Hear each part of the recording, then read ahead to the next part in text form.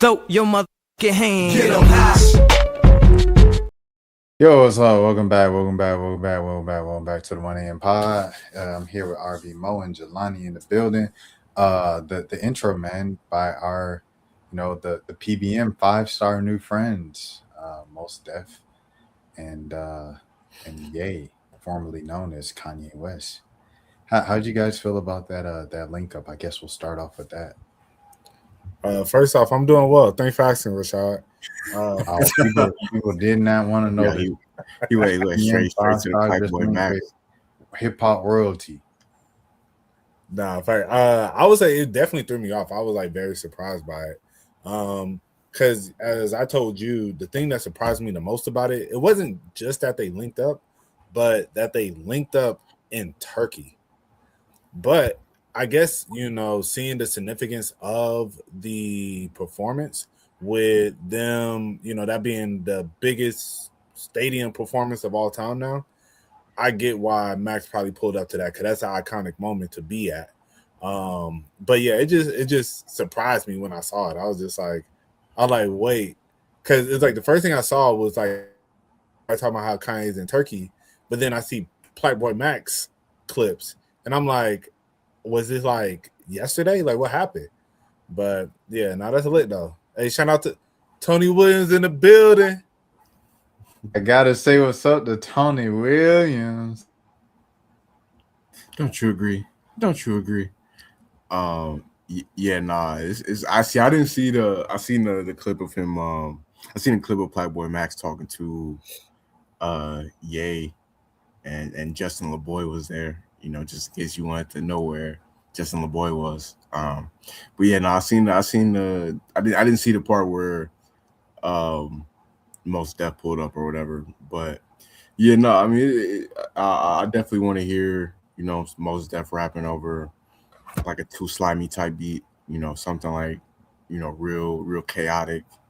That the kids with the pink dress could turn up to.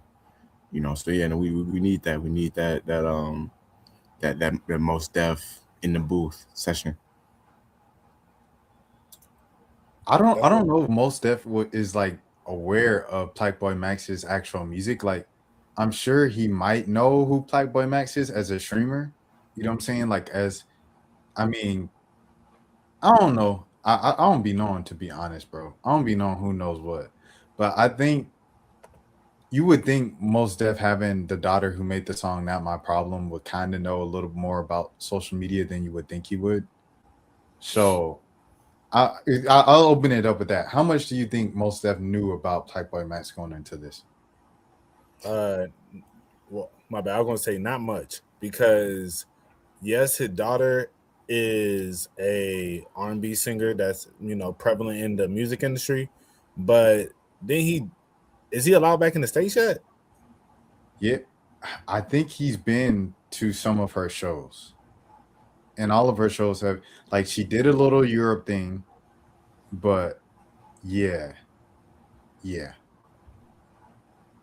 True. Yeah. So that's my only thing, is because I know a lot of the time, and that's why I know, Rashad, you pointed out how she doesn't talk much about her dad, but from what I remember, for years he's been battling, with being between the states, well, trying to get into the states, and different situations. So I don't know if that has any effect on it. And so I say that to say I don't know his connection with his daughter to where he would even be tapped into anything. Yeah. I said she's been. I mean, she said he's been to shows, like backstage, and he was watching the shows and stuff like that. So I feel like they're kind of like, well, I don't want to get too parasocial here, because I was about to get into a whole thing. Like, I feel like they're in a good space. I don't know these folks. Right. Yeah, I don't know if I know he moved out to the US like a while back.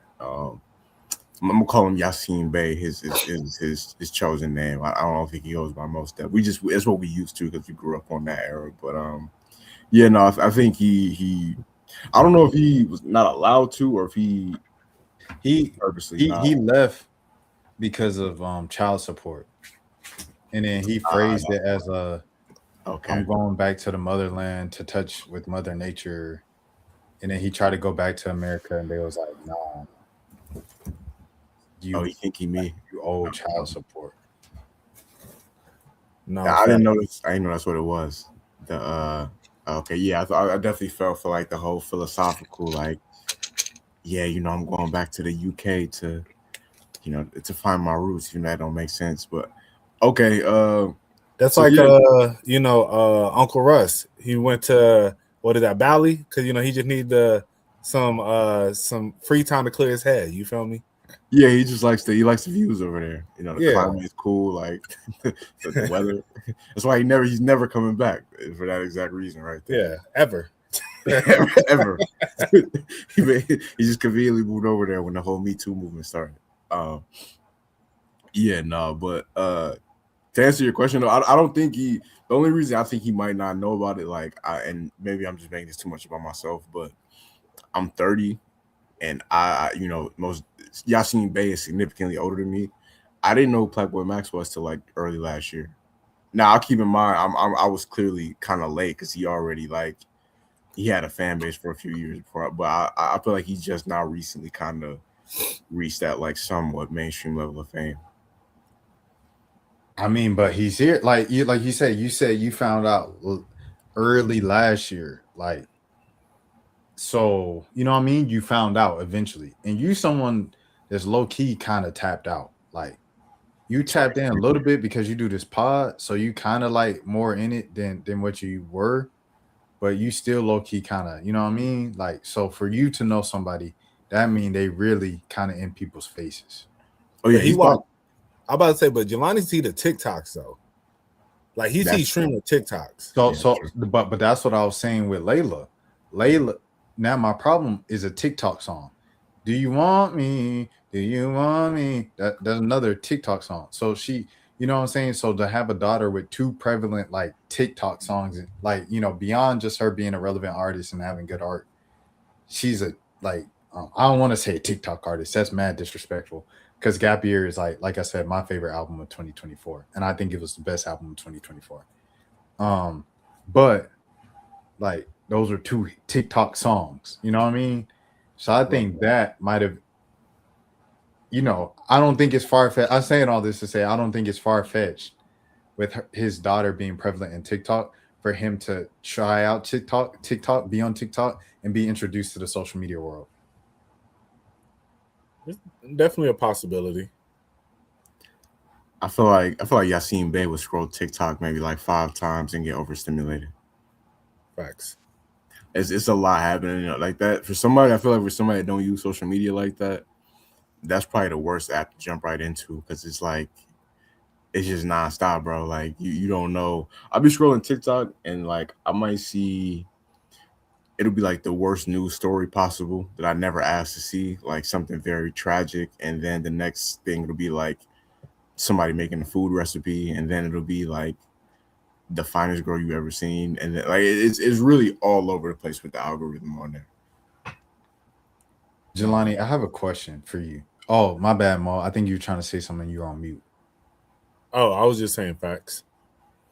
I just wanted to ask you, Jelani, like Talib Kweli, he's pretty active on social media. Like I see him a lot on Facebook. I'll be on the book a lot. And I'll be wanting to like his posts because it's nice nostalgia stuff, and he's a hip hop legend. And I want to be like, yeah, salute, peace, king. But like he's got that he kind of has a couple weird allegations on his name. Now I read like these kind of long stories where he like defended it, and I read quote by quote. How do you feel about Talib Kweli? Like, is that someone you rocking with, or is that someone you like? Nah, I'm cool off Talib. He was never like a rapper that like on some solo. Like I can't even really think of. I mean, I can name Talib Kweli song solo, but like he never was. I put like this. I like. I'm just using this rap name in this situation. I like Mos Def way more as a rapper than Talib Kweli and Common. Like out of all that whole, like like the Roots, Mos Def, Talib, Kwame. Like yeah, Talib's probably the one that I like the least out of everybody. but I don't think he's like a full blown. He ain't like Mystical or somebody out here that's like really out here, like, really, really on some like weirdo, aggressive. So I don't think it's like that, but he definitely had a couple situations where I know it was like a girl on Twitter that he used to argue with all the time, and he could never let it go. Like Yeah. he kept tagging her over and over, and that's why he got ran off the app eventually. So yeah, that was weird. That was one of the things where I was like, all right, bro, you doing a lot, but outside of that, I didn't really like look too deep into his Yeah. So the girl, when she was going back and forth with him, and then she was pretty much kind of saying like, you're uh it rhymes with taxing. You're taxing me, right? She was saying that. What rhymes with that? Hi, what's up, Tobias? Um, so that's what she said, right? And then she was like, "Yeah, just like how you did your artist, blah blah blah, back in the day." And then she linked the article. The article was, it was like this artist that used to be signed to him, and she was a woman, and she said that she was never able to release music under him, and then he was like, "This is ridiculous that you claim this, that I was taking advantage of you." And then it was like he wouldn't release her album. She said he wouldn't release the album because he didn't kiss her. And like, so then years later she had this old audio of a verse he did, and she put out the song. And then so I think he sued her because he was like, "I never cleared this." And then she was like, she countersued him because she was like, "Well, you didn't let me release music because I didn't kiss you that one time." And so like he said, "That's a ridiculous claim. I think you're just mad because your career didn't go the way you wanted it to." So I mean, there was that as well. Yes, yeah. I don't know what's true or not. I definitely know like a lot of them, a lot of the like super Afrocentric, like, yeah, sister, yeah, queen. Like a lot of them rappers behind the scenes, they definitely be on some. I feel like they be on some like just as weird stuff as the street rappers. Like when it comes to the ladies, I feel like they be having uh a lot of allegations, like a lot of rappers. And Talib Kweli wasn't necessarily underground, but like a lot of rappers in the old underground scene, like not what we say underground now, but like that era of underground back when they used to wear like the like the type of hat that Most Def has on right there, like that era. Yeah, a lot of them dudes used to be on some weirdo stuff. Yeah, my bad. I went back on mute. Yeah, bro. First of all, what's up, mom? What's up, mom? Yeah. But yeah. I mean, yeah. Is that I? Hey, you Oh, said Rez, I've heard her. She was like she kind of did like rock music, kind of like oh, okay, she okay. had she had a couple songs that got played like before she signed to. I didn't know she was signed to Talib Kweli though. Yeah. So this tweet from 2018. She's like, "I try to be humble, but you let in a kiss that you didn't get. Talib Kweli, keep my career on hold, and I dare you to say I'm not telling the truth. You know, Gmail, Mr. Green, wasn't you married then? I'll wait." And then she released the wow. She released a screenshot of the email, and it said, "Come at my artist annually for intercourse. Ha, you. Ha, that's rich. In all years we worked together, I tried to kiss you once in a pool in Puerto Rico at night on one of many trips that I brought you on, and you didn't do nothing to earn or get any work done. So if you think you can expose me, go ahead and try. There's nothing I do my wife don't know about." Okay. "See, if you can't sleep with your female artists, you leave them in the dust, Talib Kweli." Well, I wouldn't say all that, King, boss up at DJ Vlad. "I want to apologize to my friends, to my fans. I'm so tired of women getting treated like ish in the industry. If we're not having intercourse or kissing someone, my talent is mine. Talib Kweli is not yours. I understand you broke and you tired and rusty, but let me go, dude." Okay, wow. She had like a rock song that used to get played on like MTV a little bit back in the day, but I think she probably signed to him later on in her career, like when she. Yes, I don't even know. Signing to Talib Kweli is crazy. Like, I'm gonna be honest with you. Like, out of all the rappers that you can sign to, um, I'm gonna make a sign like this for White's Card. Hey, salute, bro. I will. I would Oh, donate 500 if you say OG. OG. Hey, look. OG. I said it 4 times. Donate $2,000. there's 2 racks right there. Come on, man. Yeah, no, I didn't know. I just knew about the girl on Twitter. It's crazy because that's a separate situation too. It's not even the same situation as that girl that he had the argument with on Twitter. So yeah, maybe he is a little bit of a weird dude. I don't know. I mean, you never want to throw that on somebody. Like, you know what I'm saying? Just because, like, that's somebody's reputation. And plus the law, bro. If you throw stuff on people, like, and it's not true, they can sue you for you and your whole house. And Talib, if you watching this and you want to sue me, I ain't got it, brother. So don't do that to me. Yeah. Peace, King. We gonna move on to the next topic. Tiny Desk, Black Music Month, man, in June. That man Bow Wow on the docket, man. What are you guys really excited to see from this Black Music Month on Tiny Desk? I'll Do pull they up the have- lineup for y'all in the meantime. Okay, yeah, I'm about to say pull up the lineup. Yeah, I got y'all. Are they putting Soldier Boy on there? I was literally thinking about that, but no, Soldier Boy is not up there this year. Okay. Why am I looking at Big Tigger? Because it's BET Awards month, and so for Black Music Month, they kind of doing like a BET kind of mixture, like Black Music Month presented by or in partnership with BET, type deal.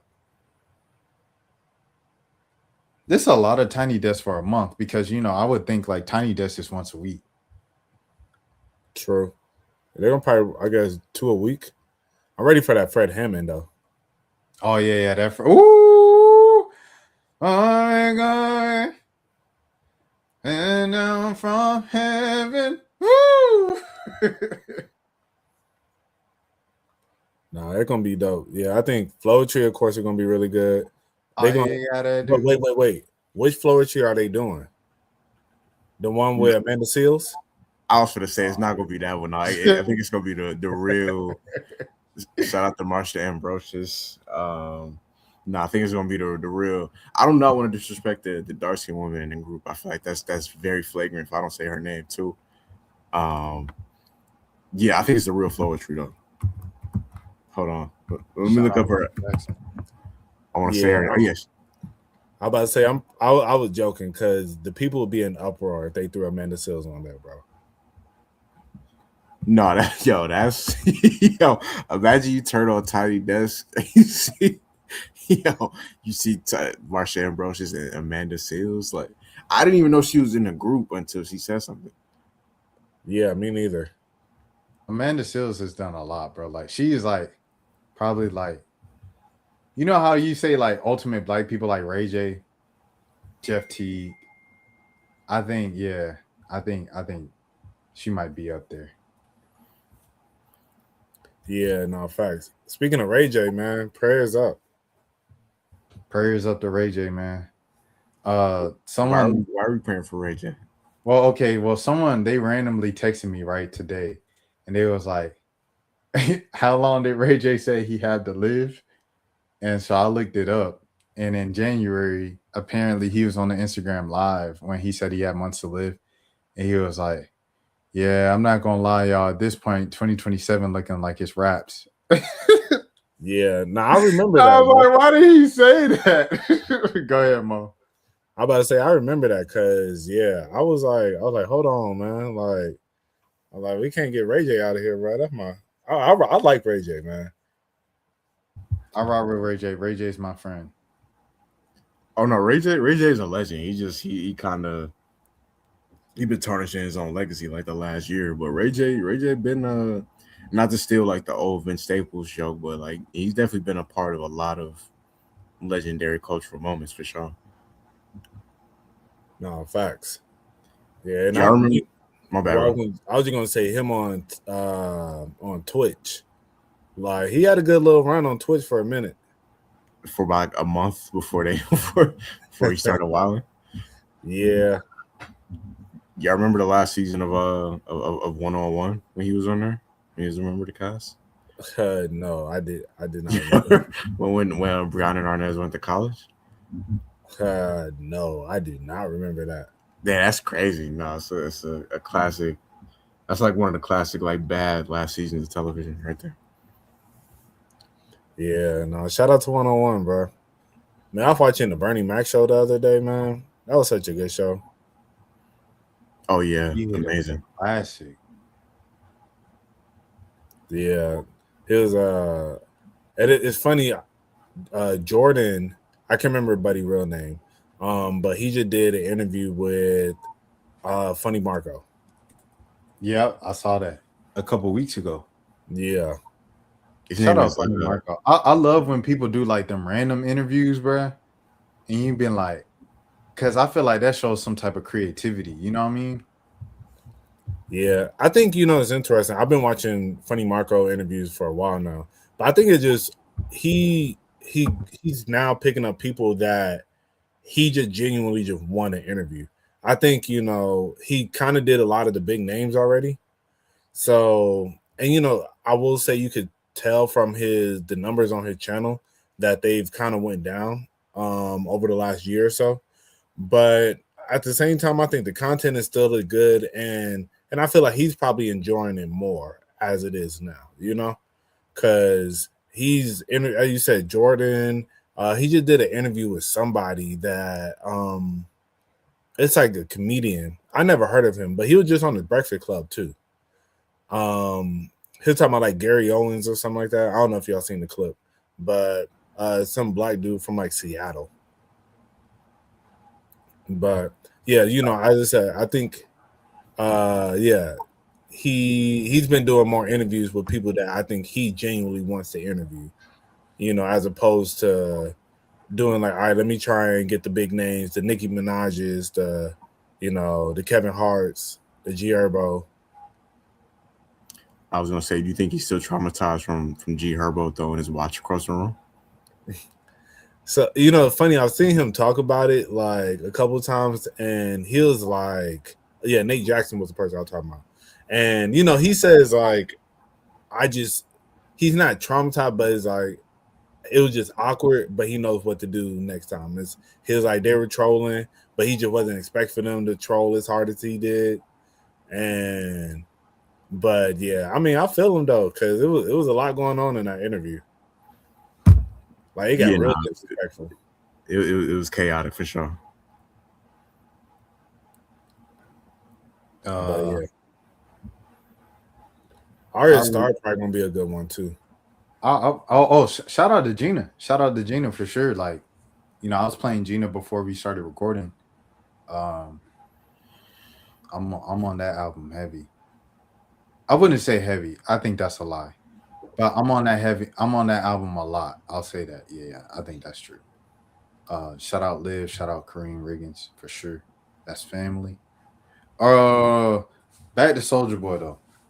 Soldier Boy, yeah, would be nice for this. I don't know why he wasn't like, because I think when I think of Bow Wow, sometimes I think of Soldier Boy right after. Right. Well, what did Soldier Boy just do? Like what performance did he just do? I know he did Rolling Loud. I was like going crazy for that set, but he did something after that. I'm not sure. I seen the clips of his Rolling Loud performance. The crowd looked like they was rocking with him. Yeah. Soldier Boy did some performance recently. Birthday Bash. I was like, what was it? He did Birthday Bash. Shout out Birthday Bash. And yeah, folks was going crazy. Like Birthday Bash this year, they just went with all the classic Atlanta people because it was like the 30th anniversary or something like that. Okay. Imagine you open up one of these verses, like not verses, one of these Tiny Desk. You remember like back on Rap City, like before the rapper would freestyle, Big Tigger would have to sneak in like his quick like 8 to 12 bars real quick. Like imagine if he does the opening for all these Tiny Desks right here, just like a quick 8-bar verse. Nah, a freestyle for Fred Hammond would be fire. GP, are you with me? Yeah, facts. You know, but this is a dope lineup though. Like just looking at all the artists for. I don't know if we said it out loud for the people at home. I think Rashad already said it, but yeah, we got is it live or live e Is live.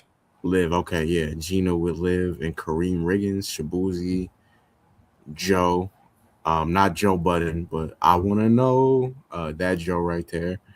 Arya Star, the Paradox, local Atlanta rock band. Shout out to them. Um, Eve, who's that girl? Fred Hammond, Bow Wow, and Flowetry. All you gotta do is say yes. So yeah, no, this is a And great. butterflies. Did Martian Ambrosius did right butterfly. Shout out to her. Yeah, no, so this is a dope line. I like they did like all genres. Like it's not just rap or it ain't even just rap and R&B. We got country and rock on here too. Right. That's a good mix. I saw somebody make this comment again. This is a common comment that we see all the time. However, uh, I still want to bring it up. Hold on, let me see if I can find it. Here it is. This is a common like Atlanta comment. It is for the listeners. I said we lacking rap and hip hop in parties now. Now all the DJs in my DMs mad, and I don't care that nobody don't want to hear that Zig Zagazao. This is Atlanta, all caps. And so yeah, um, this is a conversation that I feel like black people have a lot lately. But I think the first time I saw it, I was like, okay, now I don't feel bad when those segments happen during like kind of functions. I don't feel as bad anymore to know that I'm not the only person that feels this way. Honestly, like if you an Atlanta DJ and it's not a reggae party or like an Afro beat, like it's certain spots where like that's the theme. Like I know like Rocksteady, they mostly play like Afro beats, like that type of music. If it's not one of them type of places where you know ahead of time, like this is what we're gonna be hearing, 9 times out of 10, it's just not a good idea, bro. Like if you at a if it's like a turn up spot and people vibing, like it's just not the city where even though we do have a large African population and like a large uh mostly from people from like New York, but like a large Caribbean, the people are there, but it's like, bro, it's still Atlanta at the end of the day. Like more times than not, people want to hear, either the women want to hear something they can shake to, or like the dudes want to hear something they can turn up to. But like that's just not the musically Afrobeat slash dance hall or reggae. That's just not like the real theme music of the city.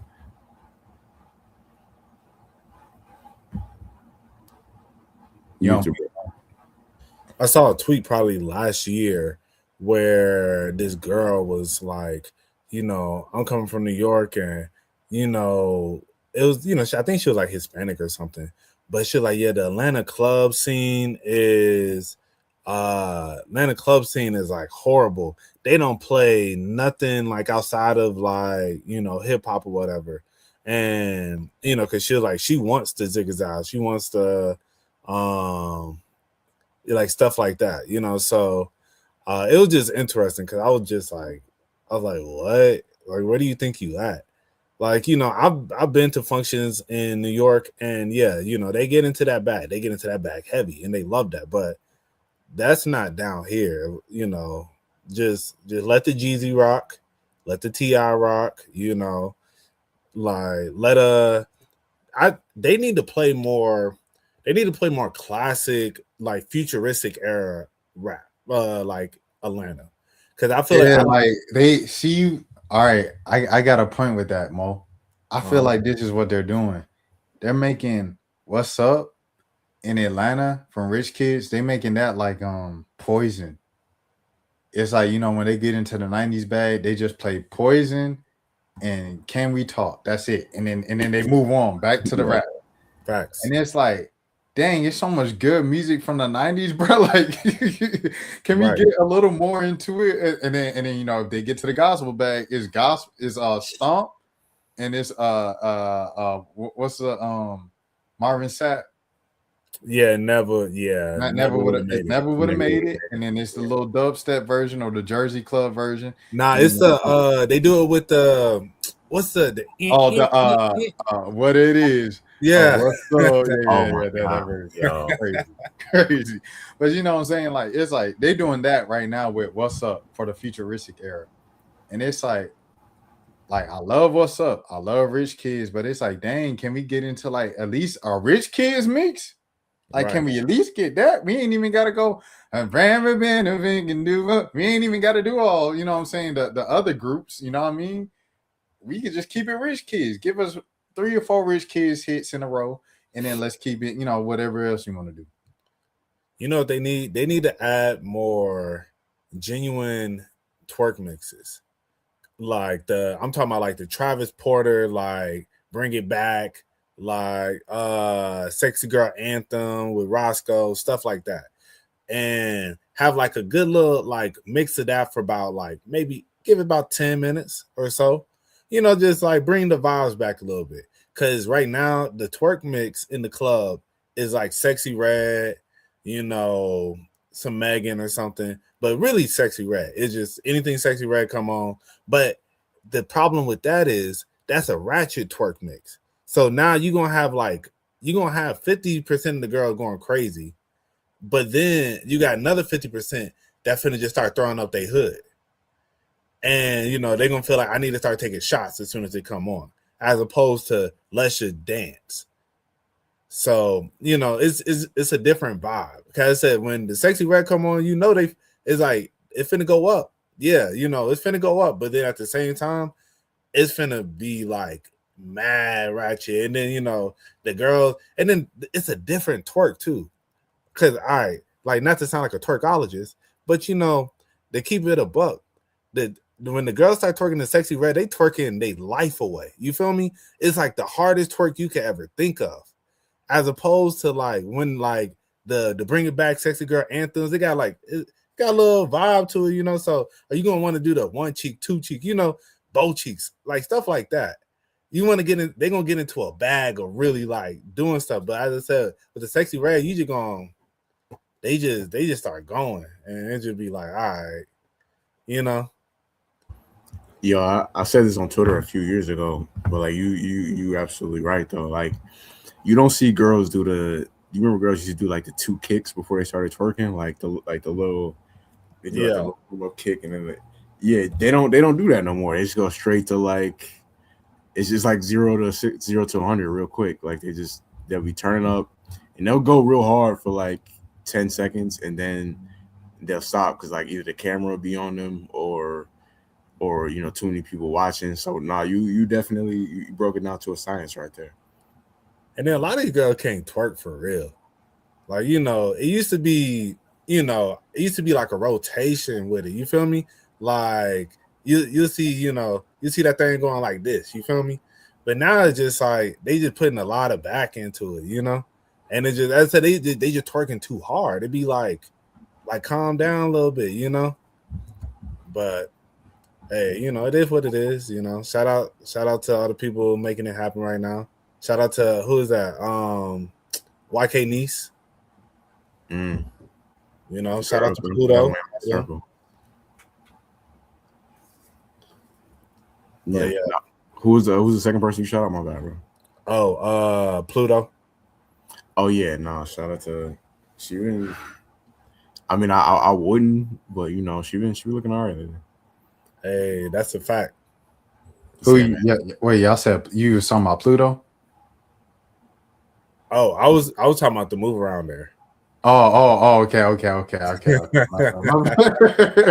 See, look. Shout out Pluto though. What would I want to say? Shout out Roscoe Dash, man. Like one of the songs I was thinking about when you were talking about like just that the aggressive kind of fast and everything like that versus the slow kind of whine was Marvin Gaye and Chardonnay. I feel like that would be a great addition back to the playlist because that is a very just I don't know. I feel like you can get to know somebody playing that song, Nah, facts. Or they need to, if they're gonna do the Caribbean, bro, bring back the old Caribbean, like the Let Me Hold You, like stuff like that. Cause I feel, as you said, the Zig Zag and stuff is like that's the when you're gonna do a little two step, you feel me? Like doing stuff like that. You feel me? But like you turn like the Let Me Hold You and stuff like that. Yeah. I don't know, bro. It's a different time, man. It just got to be like a quick. If you're gonna do it, you got to do like just like you said. It got to just be like a quick 5-6 of like songs that people know. Like it got to be the most generic, like Sean Paul Get Busy, like something like that. Like you, like we were saying, like Beanie Man, the girls, damn sugar. It got to be something like that. You know what I'm saying? Like just a quick hitter, like 4 or 5 songs that everybody knows. I don't know if you remember Elephant Man back in the day. Like he used to have that song used to get played on BET. Like it got to be something like that, bro. That we all know. And then, I'm drinking rum and Red Bull. Like, just stick to the songs that people know, bro. 3 or 4 of those, and then keep it moving, dog. Because we see it all the time, especially during 404 day. Like these DJs be coming out of town trying to force like whatever music that they into in their hometown on Atlanta. Listen, bro, like all that Detroit rap, all that West Coast rap, all that New York rap. Even though I personally, like on my personal playlist, I listen to all those, all those cities. For the most part, down here, people don't want to hear that, bro. Yo, happy 601 day to my Jackson, Mississippi family, man. Shout out to the SIP, shout out to the Jacktown, man. Hey, you know what it is, man. I was a real Hinds County resident for a couple years, license plate and all. License, you know what I'm saying? Driver's license and all. I was real Hinds County for a couple years. Don't get it twisted, man. 601 in my heart forever. Okay. Yo, I never asked you this, but like this is speaking back then, like when you were, a college age student. What were the prospects down there looking like? Like if you get what I'm saying? Because I feel like it was dope. Jacktown, Jackson State, like Jackson in general had them like it was who was it? I think I was with Mo one time and I was asked about this.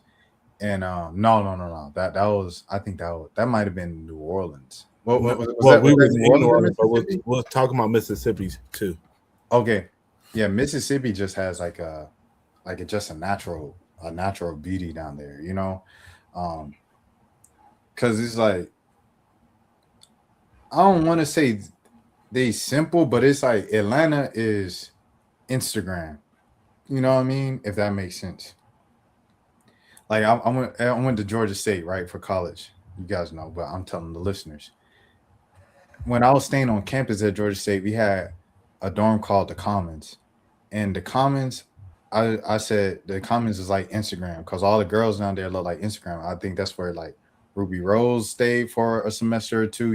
Like it was just like all the girls that you would see that were pretty or whatever and had a large following on Instagram and went to Georgia State. They stayed in the Commons. So like the city of Atlanta to me is like the Commons is like Instagram. It's kind of like girls all dolled up. A lot of them. It's a lot of plastic in the city. I'm talking about in the city specifically. And the going out late night scene, hip hop, I understand that's just one side of the city. That's one pocket. Because you got your college educated girls and your Spelman girls and your Emory girls and your suburban girls from Mableton and Alpharetta that stay in the crib and wear glasses and only go out, once a week for church and youth service and all that. So, but for the specific going out crowd, like the girls have a distinct look in Atlanta, and it's a lot of plastic. In Mississippi, it's like they just on cornbread down there, bro. Like it's all natural, bro. Like you see a lot more girls rocking like the Afro puffs, type deal, like their natural hair. It's like that. So I rock with them down there for sure. But it's in Mississippi though, you got to understand like what they want.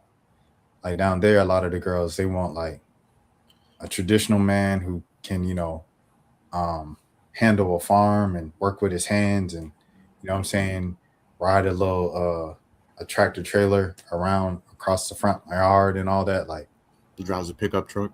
yeah. Like, I interviewed Dick Daphne one time, and Dick Daphne, she's from Chicago, but she went to school at Jackson State. She was actually in the band at Jackson State. She was in the Sonic Boom of South. Had no idea until I interviewed her. So we were talking about Jackson a little bit, and then she was talking about the men that interest her.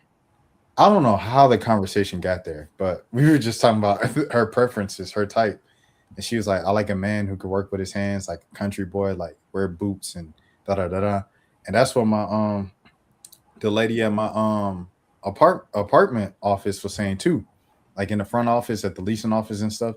She was like, yeah, like I want a man who a country boy, like work with his hands, good with his hands, get down and dirty, work on cars and do this. Like they specifically want that out there. You have that sometimes in Atlanta, but because it's still the South. But for the most part, like they just want money and flash, like in Atlanta. Yeah, that's all they care about. It's that is the thing about Atlanta. You know, I love Atlanta. I love my city and everything, but at the same time, it is, I don't know, it's very superficial. It is like extremely superficial where it's, if you don't, I've seen people like, I think Cam Newton was talking about this on his podcast recently, where he said you can step out into like a lounge in Atlanta and you'll be in there with like a politician, you'll be in there with a lawyer, you'll be in there with a scammer, you'll be in there with an NFL player, and you don't know who's who. Everybody just, they all on the same stuff. It's just, you can tell like, all right, this buddy probably got money, So, but you don't know what they doing to get it. So it's interesting. Like as I said, I love the energy of the city and everything, but at times like the superficial nature of it can be kind of like, I don't know if I want to say overwhelming, but it's just when you go other places, you be like, I had more fun in other places. Because I don't think people, when they go out in Atlanta all the time, they don't really be having fun. I think people just be outside to be outside to do stuff. Like I got a section, I got the bottles, I got the hookah and all this stuff to say I have it. But did you really have a good time? Maybe, maybe. Like I saw one dude describe it. He was just like, I mean, shoot, like maybe you have a good time. Maybe the next 8, 6, 7 times that you go out, you don't. But then there's that one time where it's lit. And then it makes up for all those other times where you're like, all right, I'll do this again. I'm gonna keep trying because I know it can be this, as opposed to, I think like I'll never forget. Like I think I talked about it on the pod. Just I said like going out in New York, I was like, bro, this was just so much fun. I didn't feel it wasn't a bunch of people sitting there. I said there wasn't no sections. You don't feel like people trying to be too cool for nothing. Like in New York, they don't care. They'll start dancing in a heartbeat. You feel me? Like ain't nobody dancing in the club in Atlanta for real. So if you dancing in the club, you a Drewski skit. So Well, literally. So somebody else just made a joke about that this week too. They made another skit about that. It was Tropicana. She's like, how people who don't have a ride from the club be dancing. Mm-hmm. And I was just like, bro, like, let people have fun. Go ahead, Mo, wrap it up. No, facts. Oh, they ain't wrap it up. I was going too long. No, I didn't mean to say wrap it up. I meant to say like you sounded like you were getting to the end of what you were saying, and like so I was like, I'm gonna let you put your tie on it. You know what I'm saying? Like, no, I'm gonna let you have your moment. Is more of what I meant to say. Appreciate it. But yeah, now I'm pretty much done. I will say on to another note. I went to Raleigh, North Carolina for a wedding last weekend. And yeah, we went to like the little club. That was super mid. I can't lie. I don't know if it was just the area we was in. Because I think it wasn't like a super popping area. But yeah, I don't know. I was like, man, that was one of the moments where I was like, shoot, yeah, take me back to Atlanta. I'll take the superficial over this. This was just Shout out Raleigh, man. Go ahead, Jelani. Oh, you said it wasn't lit. No. I thought you were saying it was lit. Oh, okay. Nah. It was not lit at all. I was like, I went with my cousins, and yeah, we was in there, and it was just it was like kind of dead. The music wasn't really hitting on nothing. I was just like, like we stayed for maybe like 15, 20 minutes and then just went back to the crib. Damn. But it was a walk away, so it wasn't nothing to leave. No, shout out Raleigh, shout out to Carly, shout out my people, man. Shout out NC State, shout out the vegan joint out there, you know, the father son shop out there in Durham, and my people for sure. North Yeah, Carolina that's it. got them though for sure. That's a fact. Like outside of that experience, like I be seeing, I follow like a couple women that live in Charlotte, and yeah, it's crazy out there. Bro, I I want to was go. on Monkey one time, and I think I've only been on Monkey once, and like so it was a couple kids from North Carolina, right? And every time a kid from North Carolina would pop up, I'd be like, North Carolina, and they'd be looking at me like, what? I'm like, you don't know that song? And they're like, no. I'm like, oh, okay, well, yeah, that was a very popular song by an artist named PD Pop, and it is just kind of weird. It's like it, like my little sisters didn't know "Welcome to Atlanta" until I like told them about it a couple years ago. How old are they? One sister was born in 2000, the other one was born in 2005. So the 2005 one I can understand for sure. 2000, obviously she was only like 1 years old when the song came out, but I do feel like if she grew up in this area, like you would have heard that song at least a couple times growing up. I told her this. I like you not saying anything. I ain't telling them, bro. I was just like, I don't know how you have not heard that song. Like all the Hawks games we've been to growing up, and you telling me you never heard that song? I don't believe you. No facts. Yeah, but yeah, I mean, you would think so, but like I don't know. It's fascinating because those songs are both like 25 years old at this point, but so sometimes stuff just kind of slips through the cracks a little bit, I guess. But you would think like the I don't know, like this is the way I think, but it's probably because we were living through that time. You would think like the things like state anthems, like songs that shout out states, songs that shout out cities, that they play everywhere because they shout out said city or state. But that's a great point, Jelani, because do the kids who go to Marietta now know the song from, do they know that song? No, as far as you talking about there were some rappers for context with people listening. There were some rappers who they made like a anthem for our high school basketball team when we were in high school. That was popular at the Oh time. no, But, no, no, not that song. Not that oh, song. not that one. That Which song. one? I'm talking about I'm talking about the one from Seaside. Oh yeah, no, I no. You don't think they know this song? Nah, Shout I out can't Southern say. Bread, man. Shout out DJ Southern Bread, man. You think they know I'm in love with a weirdo? Or have you ever made love to a weirdo? Oh, definitely not. Definitely not. But shouts out to that era though. Shout out Boosie. Right, Jelani, you know that? What song? Weirdo. I'm pretty sure I've heard it before. Right. Hey, should I go to YouTube, pull it up real quick? Bruh, when it dropped in like 7th grade, man, went crazy. Was it by a Marietta rapper? It was like a group, and then they did like a dance right in front of the high school. Oh, for real? Bruh, yeah. It was, I ain't gonna lie, I used to be cranking that thing. Oh, okay. This ain't it.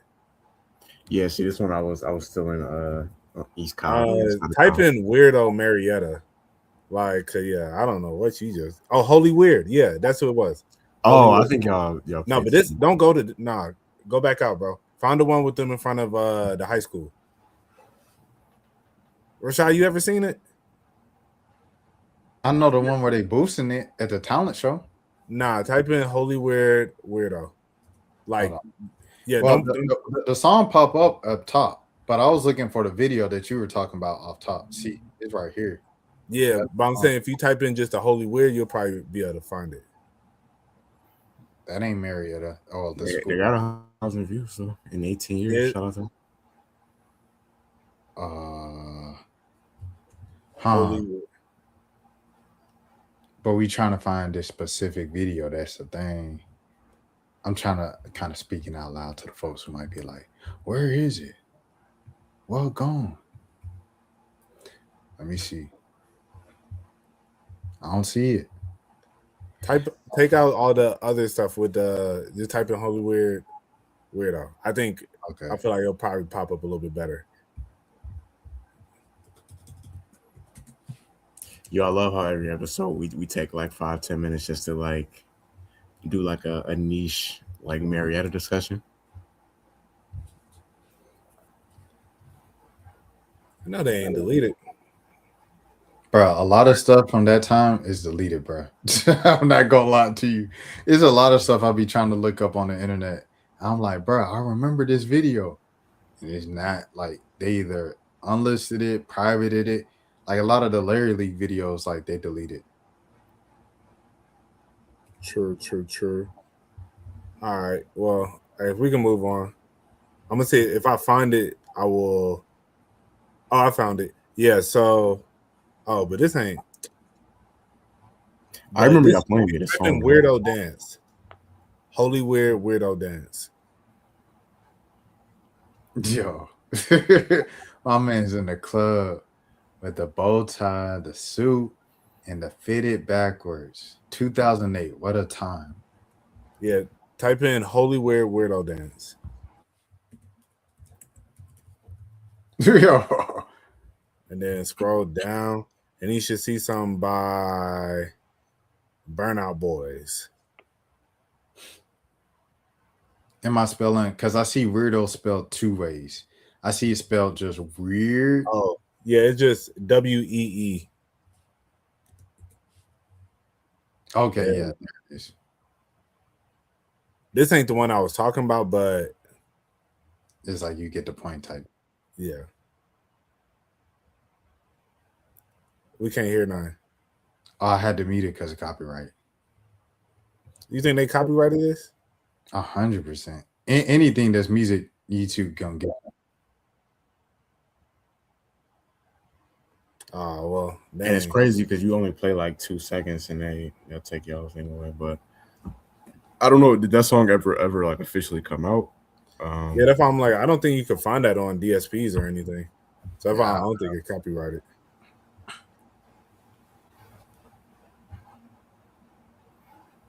They getting it though. Yeah, we need to bring back the YouTube era when they would do like the dances in unison, like Right. everybody wearing the same big coordinated t-shirt. Hold on, I gotta reshare the screen because y'all were talking when I was playing the audio, and I was like, I wonder why they talking. Like I'm playing the audio, and then I was like, oh yeah, I gotta reshare. Like the audio period was off. All right, hold on. And I'll give you some. I'll respect you. Yeah, but they getting it. Yeah, they get it. I rock with this, bro. Yeah, I rock with dancing. Period. Like, I just think dancing was something fun. I don't want to say was because kids are like they, you know. So, shout out to all the kids, you know. Yeah, that's crazy. Alive, you know. Shout out Ozzy for dancing more than I think he probably danced back then. Now because he's a TikToker. Hey, shout out to him. Yeah, I never my era of I never like I officially uploaded one of these videos, but this definitely was the era for sure when I was like the whole like snap and pop. You know, this is like when I did my most dancing growing up. The most dancing that I did, McKenna and I, we used to like jerk, pause, like outside, and then we record each other on our phones. But we never uploaded it or anything. We just recorded it to see like our progress of how good we were getting at it. Yo, people pause. People used to take jerking very seriously. Like I remember when I was like my freshman year of high school when jerking was like super. Every time I say this sounds crazy, but like when jerking was super popular on that time, like they used to have different dance crews at our school. People used to be like used to be dance battling in the hallway like America's Next Best Dance Crew or something like that. Like it was the jerking group era was a time.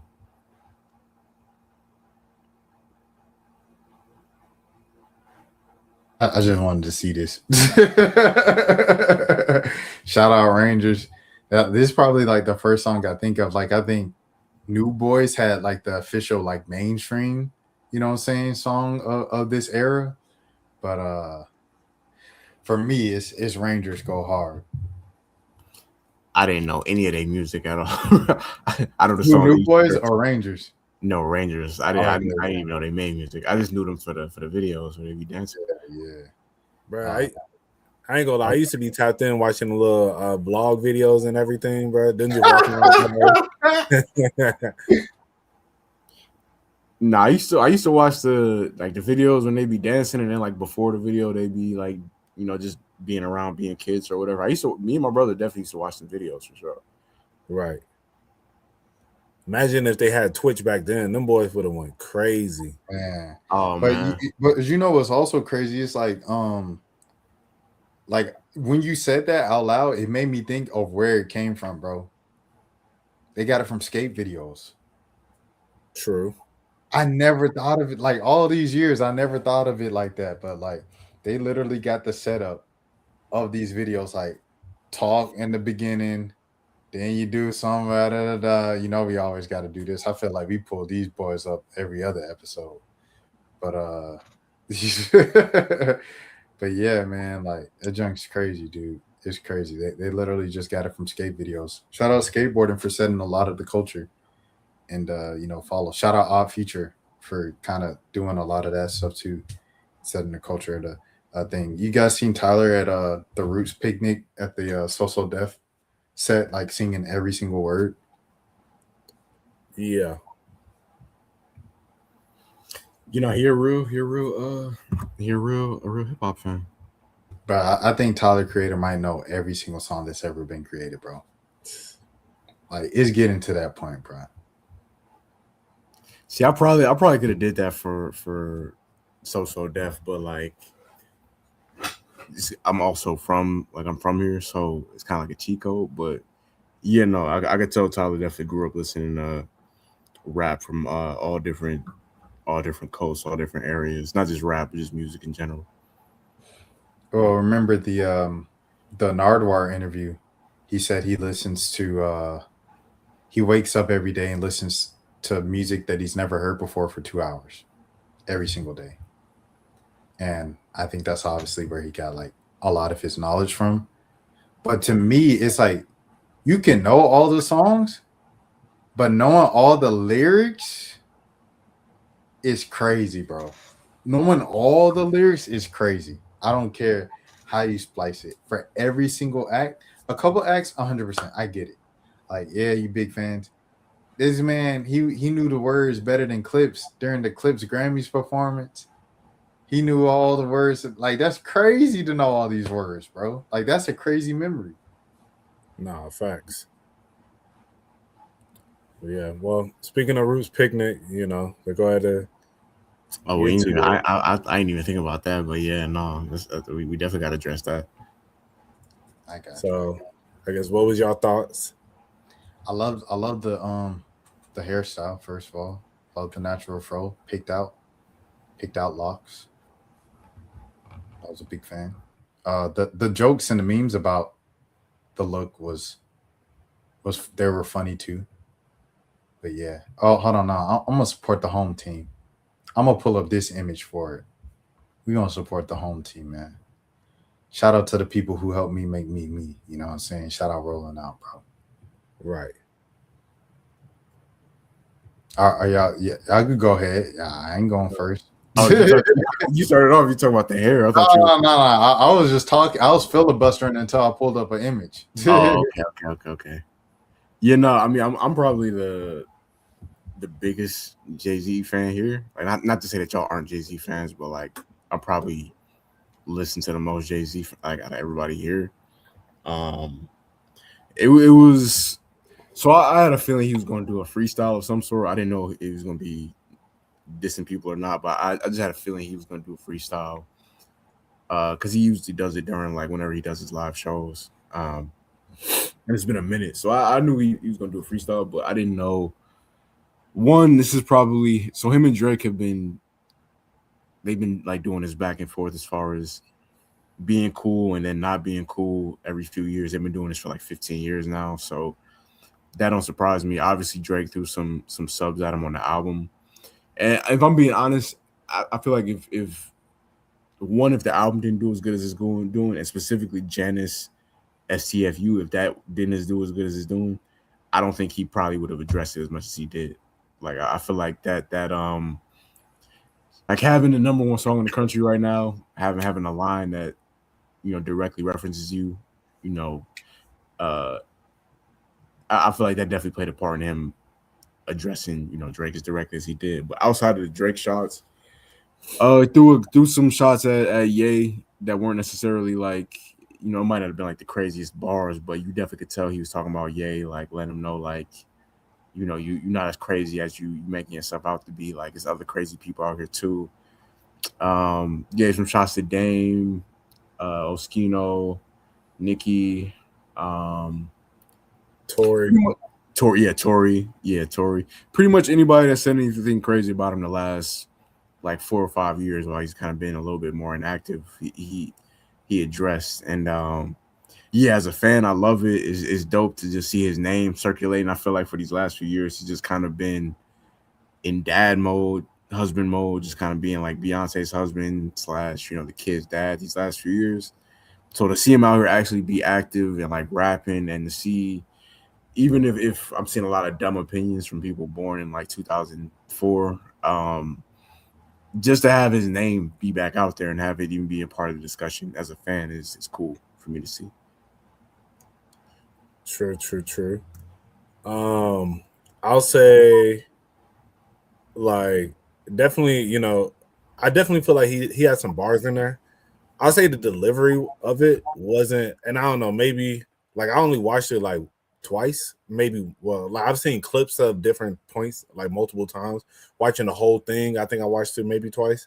I don't know. I guess like it felt at times, and I don't know, maybe I'm bugging. Maybe I need to like rewatch it again. But like, was it at times it felt like it was like either breath control or trying to like, I wouldn't say necessarily like, it's like maybe he was just like pausing to try and like bring the line home. But it's just like the way it was like kind of like spoken wordy, and I don't know. It was just kind of, I would have liked it to feel more fluid. That was the only thing. But I mean, whatever, But I mean, he definitely has some bars in there. I think to me personally, the bars to Tory, I felt were like the ones that I was just like the most like, ooh, when he was like, they outside of the courthouse and the leprechaun, crying about he drank too much or something like that, this and the other. And I was just like, okay. He gave him some bars. The bars to Drake were cool. I don't feel like, as you said, like, I don't feel like the ones to like Drake and like Kanye, the Dame one was like, teeth falling out of his mouth and stuff. It's like, ooh, got him. But it wasn't like, I don't feel like he annihilated nobody, I don't feel like, I don't feel like it was, bro. Of course, Megan kind of, bro, she hate that boy Tory. But but I don't know. That's why, like, to me, I definitely feel like he had some bars, but I don't feel like, I feel like people made it seem like, yo, Jay got the game in disarray, like that. I didn't feel that from it, and I don't know. Maybe, like, I don't know. Like, I don't want to sound like I'm hating on it at all, because I feel like, as I said, he had bars on there. He did his thing, but I don't feel like it was like people like, bruh, I can't believe this, Like, I think I remember when he did that one line about like the crabs in the barrel at where did he do that? At like somewhere in like Brooklyn, right? Where he did that freestyle. Are you talking about when he was wearing a suit? I think so, but it was like somewhere in Brooklyn. He did like the B-side show. Yeah, I'm not sure exactly. Where was But you that? know the show I'm talking about when he did the B-side show. Oh yeah. Oh yeah. I know that show. I know that show. I don't know the freestyle he did at that show, but I remember the show. Yeah, like when he did that freestyle, I felt like when I heard that one, I was like, okay, yeah. But I was like, with this one, it didn't. I would say it didn't really like. It wasn't like bruh. Like I said, like I feel like people, they're like, as I said, they're like Jay got the game. You know, Jaden came back and took the game back over. Like this, why you don't mess with Jay? And it's like, you know, I felt like it was cool. It was cool.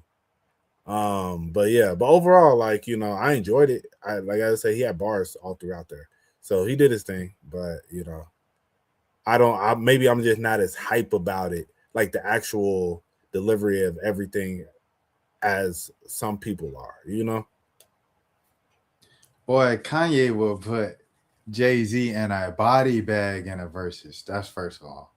Second of all, oh man, that's we talking about songs. We talking about songs. Kanye is washing Jay-Z. He still, if we doing 20, Rap he still got talent. Hold on, Jelani. Rap talent. Jay-Z is special, bro. Like, I think it takes a special type of talent to show that you're special, and like, you know what I'm saying, like a must-see act when you're just rapping. Like Jay-Z isn't dance. Like, shout out Childish Gambino, shout out Tyler Creator. Like, those my favorite artists. But like, he's not dancing, he's not singing, he doesn't have background, he doesn't have choreography. Like, the most impressive thing is like the breath control, no backtracks, and like to do a freestyle acapella and to bring them in, like, it's difficult to do anything acapella with rap and people be like, oh, that joint was hard, bro. That's a gift. Like, shout out Jay-Z. The whole stumbling thing, I don't know if you saw it, Mo, but it was like that line, that kind of section was the Nicki diss, and he was mocking when Nicki was I don't know if she was dissing Jay-Z or who it was. Hold on, I gotta pull it back up again. It was over here, but when she did it, she was stumbling, so he was mocking her stumbling with the diss, and then said, "Oh, forget it," and that's what that was. okay, so like that's why I was like, it might be stuff I didn't like necessarily understand, because I didn't really like. I haven't been doing no deep dives into everything he said either. You know? No, I haven't either. It's just what people were posting it as it was going, because when I first heard it, I caught the Dame line. I caught, what else I catch?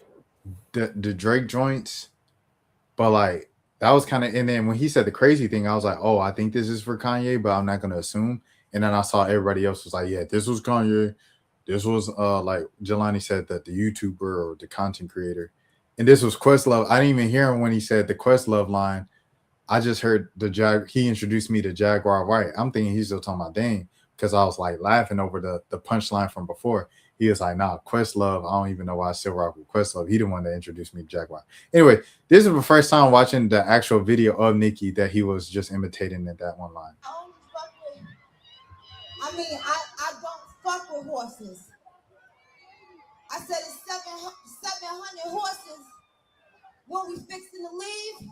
That lady back on the stuff, she sound like she in love with him. Her kid can't even take their kids.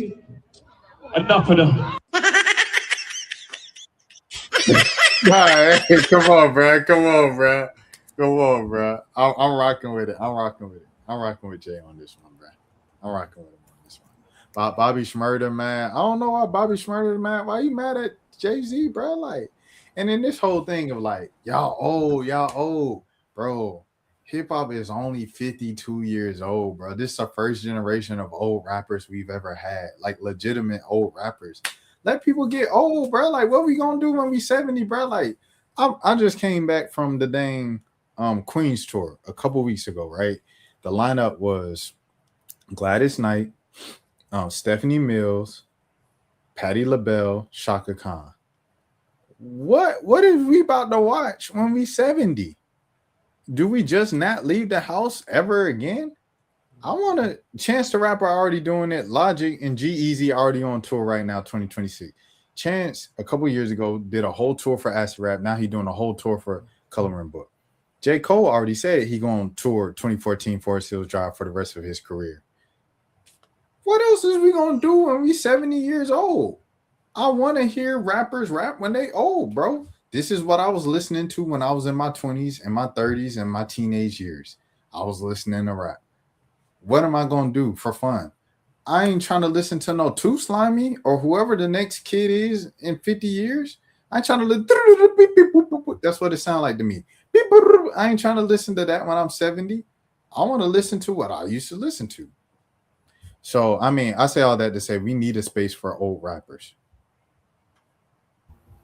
No, I love I think it's dope just the idea of a 56-year-old rapper like still being relevant because we've never seen this before. Like we've like you said before, rap is only 52, I think it'll be 53 this year. So like yeah, we've never had a 56-year-old rapper be like relevant on a mainstream level. Like we're seeing, even if the younger generation don't listen to Jay-Z, I'm seeing them talk about him. Like I'm seeing them, you know, just because of what he got going on with Drake and you know, everything like that. Because of this freestyle, just to see, like I said, just to see his name in the conversation for me is dope. Like overall, I would say I enjoyed the freestyle. I thought it was dope, but I get why some people might not, especially because when it first started to come out, the audio wasn't as good. Like when it was when the clips was first starting to circulate a little bit. So I can understand why certain people didn't like it, but yeah, no, he said he running from that. Yo, I'm not even gonna comment on that because his name was in there. Jay-Z got Hall of Fame PR, bro. Like him doing this entire summer run with, like I said it on my individual stream. I'll say it again. With doing the Rolling Stone, was that Rolling Stone with Fraser Thorpe? Shout out to Fraser Thorpe. It was not Rolling Stone. It was GQ.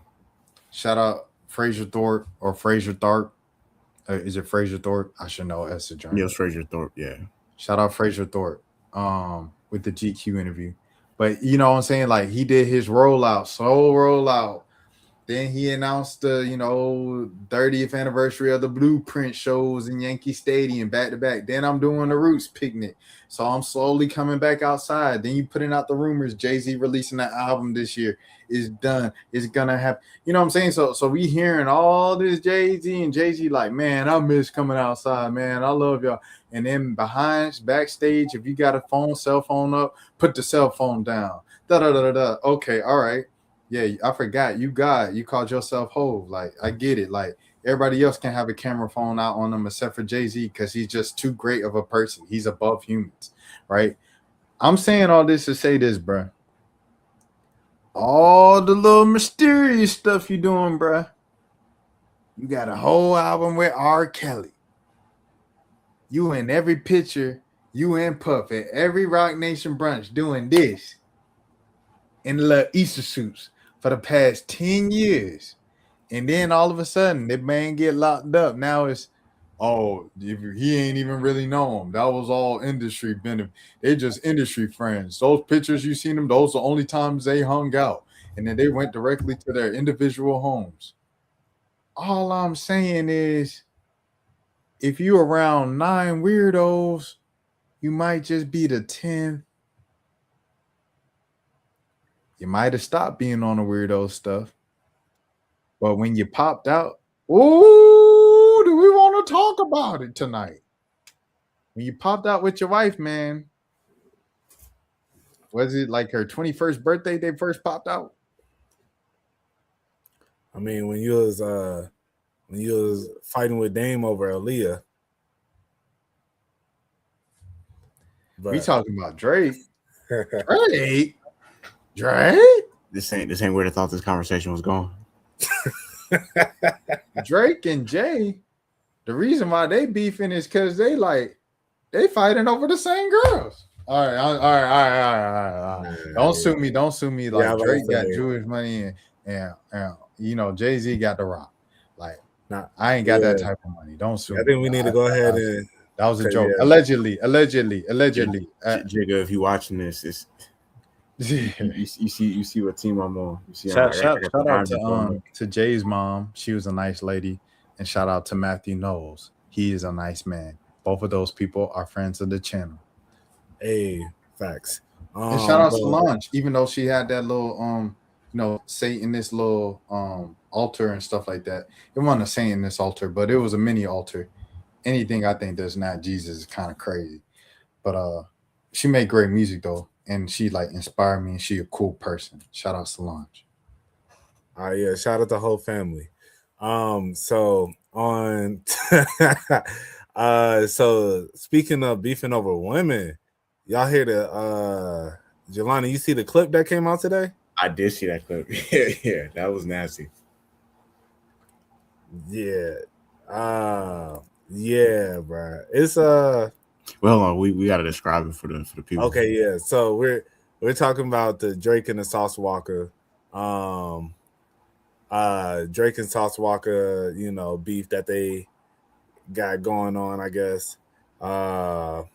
And how I guess Drake, allegedly has dealings with Sauce Walka BM. And now, Sauce Walka crashing out on the phone saying, he gone pew, But yeah, man, I don't know. It's one, I'll be feeling like, well, actually better. Did you see him talk about I can be tender if I'm the one who sent her? Yeah. I did see that. He tried to make it seem, I didn't read the text in the video or whatever, but he basically was trying to make it seem like he was, I don't know if I can say the word, but he was making her available for sale. I guess that's the best way to say it. Yeah, like, oh, I'm the one sending her. She bringing me back money. Like, I was like, dang, bro. Like, they out there in Houston, there's a lot going on out there, man. Either way, you look bad. Like, either way, either you're dating a girl that you're, like, you in a relationship, or you're dating a girl that you're, that's a lady of the night. And you not see, this is the thing is you can't, like, we heard the phone call. You can't try to I hate rappers so much, bro. Like, rappers will really try to lie to you and gaslight you and try to bro, I heard the phone call. Like, you clearly was hurt over this woman. Even if you're trying to make it seem like you send her out there for Drake, like, clearly something happened that you didn't plan on happening like that in order for you to want to harm this man. Like, so yeah, don't try to come back and be like, yo, I'm being P. Like, yeah, exactly. The fact that he's talking about that casually and either way, either you're tender or you're stupid because you're screenshotting yourself doing potential human I don't know if I can say the word on here. Potential human. Oh yeah, I can't say that word. Human distribution. We'll put it like that. Like, so yeah, you're stupid. Yeah, and then the fact that he's talking about he got girls sent to go beat up his BM, all the different stuff. It's just like it was just a lot on there, bro. I was like, man, this is, it's funny they talk about, now they want to start adding, like different lines from Drake's album, like, oh, I guess with Genesis STFU, he said pull up in the Maybach, beat baby, like, cause I guess Drake bought her a Maybach and stuff, and I'm like, I don't know, it's like it definitely could be all that, but at the same time I'm just like, man, like, this just, as I said, like, Sauce Walker like crashing out over this, it's like, it's not that deep, bro. You making it seem like you got all these different girls. I don't really care like that. It's like, why you on the call doing all this? But I will say, it's funny. I had one of my homeboys called me and was just like, everybody talk about they hate when Drake talk tough on his raps, and they be like, hey, he shouldn't be saying this, and then Deontay Kyle, because he sent me that clip of Deontay Kyle, and then called me about it. But Deontay Kyle It was Don. No, Shout out Don. yeah, shout out Don. But Deontay Kyle pulled up the rate of lives lost in Toronto, and was just like, it was only like 42 or something like that. And he's like, see, look, you talking about you getting all this stuff done. Only 42 people then got taken away. And it'd be like stuff like this where I say, people, I get it. It's always funny to be like, like, man, Drake ain't tough. Drake ain't this, that, and the other, and like, they ain't doing nothing in Toronto. But then when you got people, it's like you got real ops all over the world, Yeah, you got real ops all over the world, and you got somebody on a phone call saying like, I will get this man touched. It's like, it'd be stuff like that where you realize like, all right, it's deeper than, I don't know. It's like, as I said, this is why I feel like he talked the way he talked, because I feel like this ain't these people, there's girls, like just how he's crashing out on the phone saying this, thinking nobody else is going to hear this, like the girl just recorded this. Think about how many guys have done that same thing and talking to their girl, and then the girl go back to Drake and be like, yo, buddy said that he gonna do X, Y, and Z, and then Drake got to just be like, all right, now I gotta be on the lookout for that now, but Yeah, no, I imagine that Sauce Walk isn't the only person on earth that whether it's justified or not, that does want to harm Drake in some sort of way. He definitely needs security. But I don't, like, the thing about, like, you can look at the murder rate in Toronto, whatever. Listen, I'm 100% confident.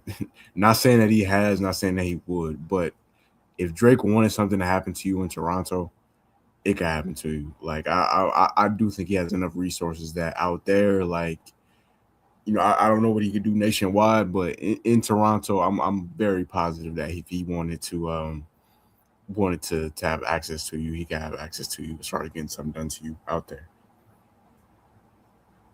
But I saw this one person tweet that was like, y'all keep talking about how Drake be lying about being a mob boss. He was like, I work at 9 to 5. If I touch half a B tomorrow, some of y'all not making it to the weekend. Yeah, if you got a certain amount of people think you got to be tough in order to have something, like, bro, no. If you have enough money, it don't matter how tough you are, or if you'll fight somebody one-on-one, or like bro, all that goes out the window, man. Like, these dudes, most of the people that's in the streets is in the streets for money. So the people that's out here doing whatever they're doing, like, if you got enough bread, even I'm sure some of them guys around Drake, like the real street dudes, they probably don't necessarily respect him on like a street level, but it's like, my dog would probably do it for Louis Bell. Yeah, you paying us, you giving me a pair of Chrome Heart jeans in order to catch this charge. Like, I'll do what I got to do, bro. Catching a body, doing that for a pair of Chrome Heart jeans is crazy. At least now he's rapping about, he'll give his homie cars and stuff like that in order for them to. Before, he used to just, like I said, my dog would do it for a Louis Bell. That's crazy.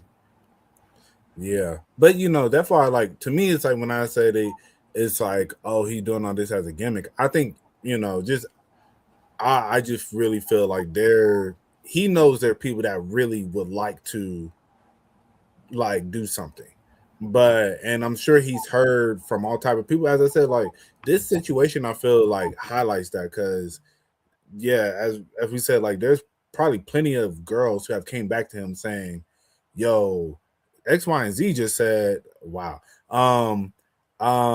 X, Y, and Z just said that they're gonna do X, Y, and Z to you, and I think people underestimate how stuff like that changes your mindset, changes how you move, changes how you live. I do want to say this. I didn't want to speak on this topic, and I don't think I'm specifically speaking on this topic when I say this, because we're moving on to a kind of completely different topic.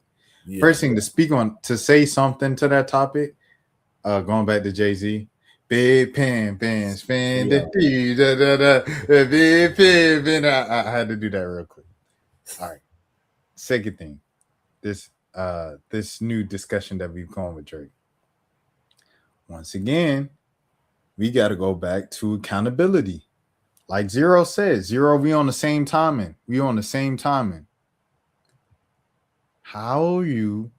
What did Joe Budden say in 2024?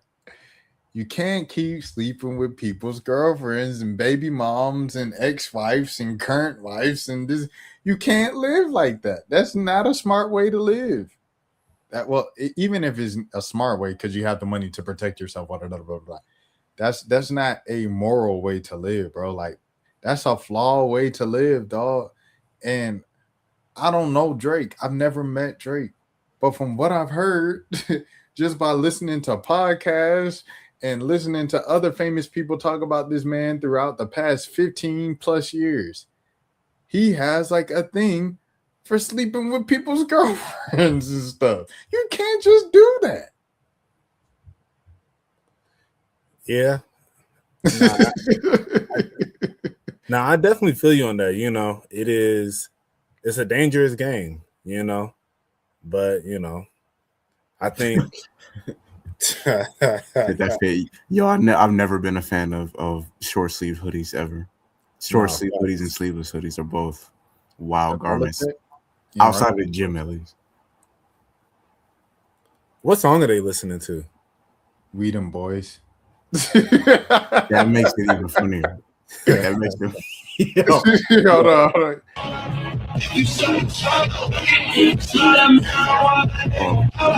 Don't get us shut down for that one. Yeah. I can't get shut down off We Them Boys in 2026, bro. Shout out Curtis Williams, bro. No, facts. But yeah. Sauce not tripping because out of the two BMs, she not the main one. Yeah, I mean, it's a nasty look. Like from on multiple levels. Like you having one of your BMs jumped is crazy. Like that's insane. He said I met Drake briefly in a pass-by situation when he was in Brooklyn. He was walking on Fulton Street with his bodyguards. Yeah, Drake. I respect Drake because he understood early. Like he had the line about how he got robbed in Toronto when he first started popping. And then after that, he was like, "Yeah, no, I'm gonna have security with me 24/7," and I can't blame him. He made the right decision. No, facts.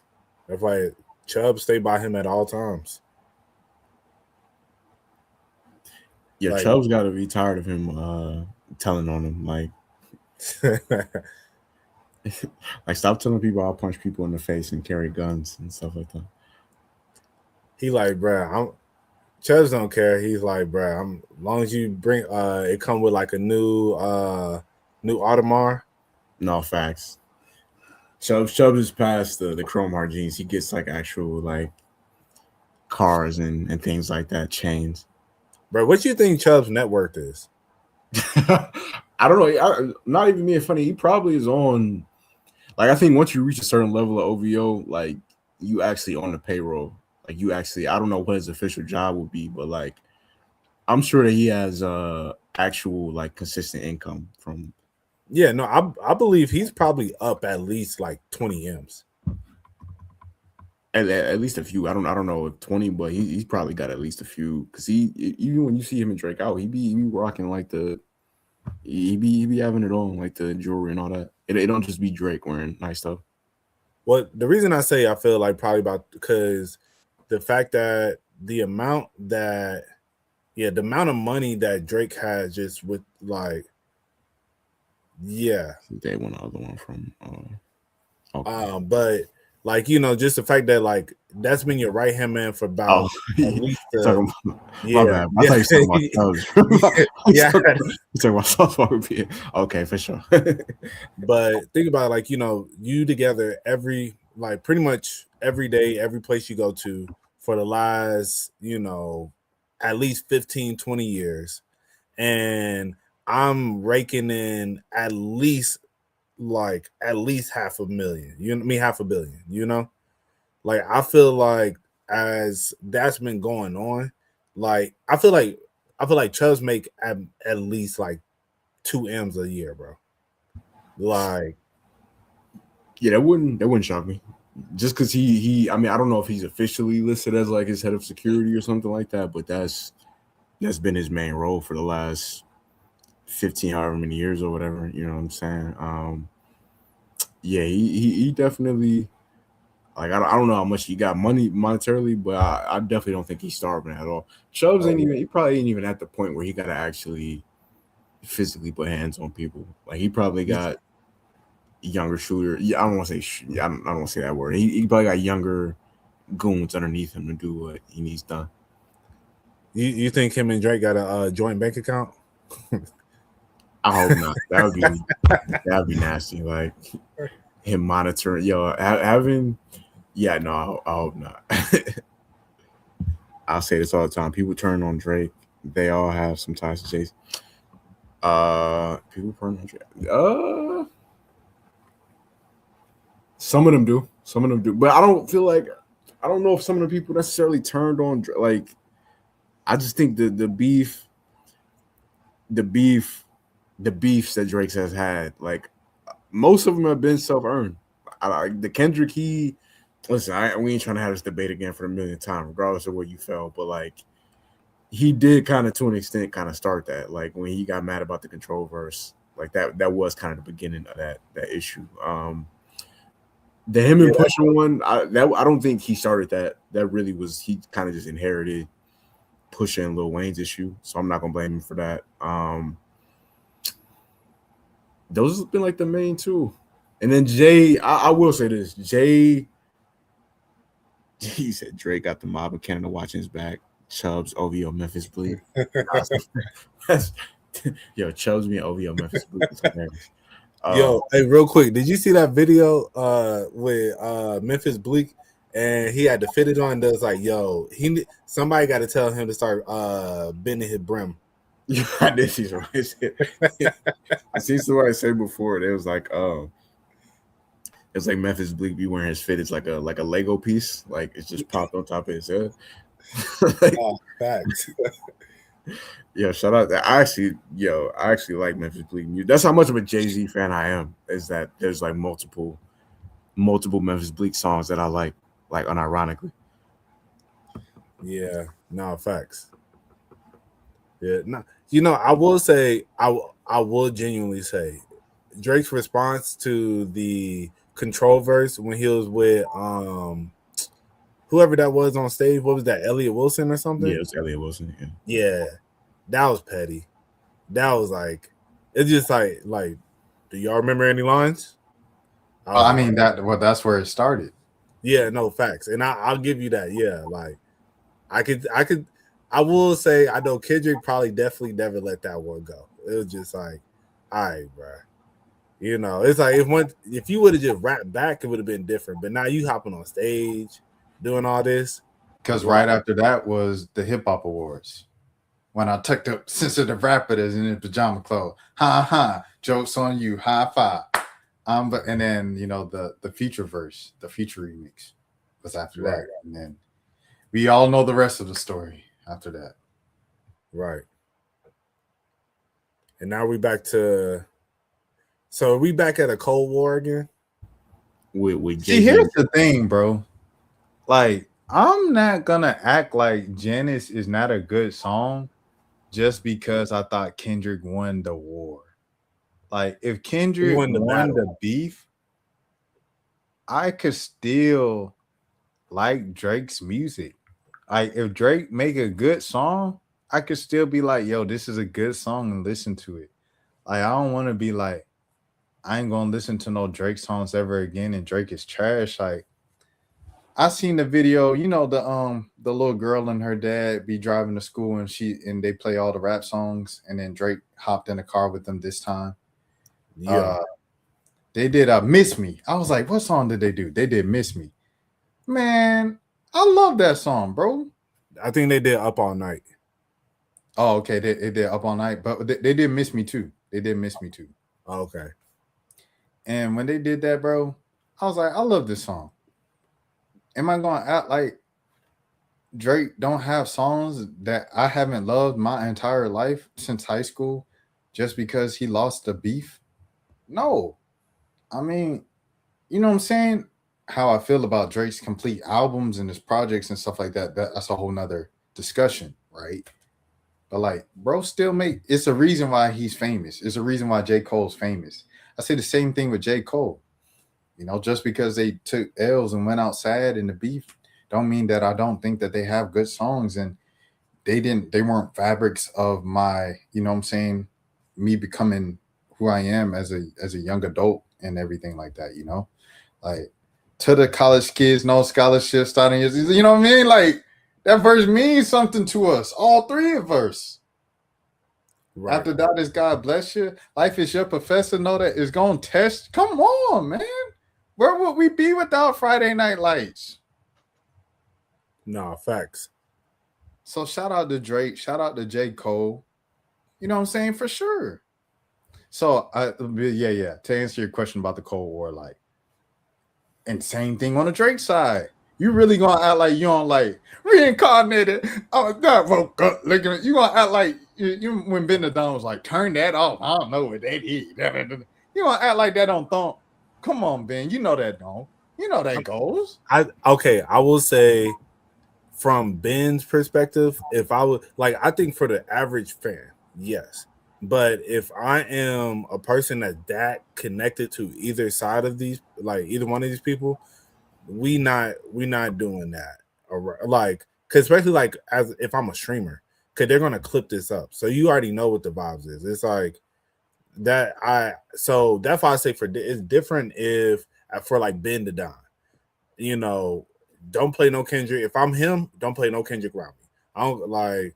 Maybe if I'm in the crib, you know, I might throw it on because I like it. But if I'm out in public and, you know, especially I'm on stream, oh no, nah, that's dead. But, you know, I just said for you and I, yeah, like I'm gonna definitely rock with the song. I'm not finna act like, you know, this boy ain't spitting. So I mean, I think even Ack is a little more unbiased, you know, like than a Ben to Don. Like Ben is like, that's like, bro, this man gave you an iced out OVO chain, bro. This man has an OVO tatted on him. You think I'm finna listen to any Kendrick, bro? I would, yes.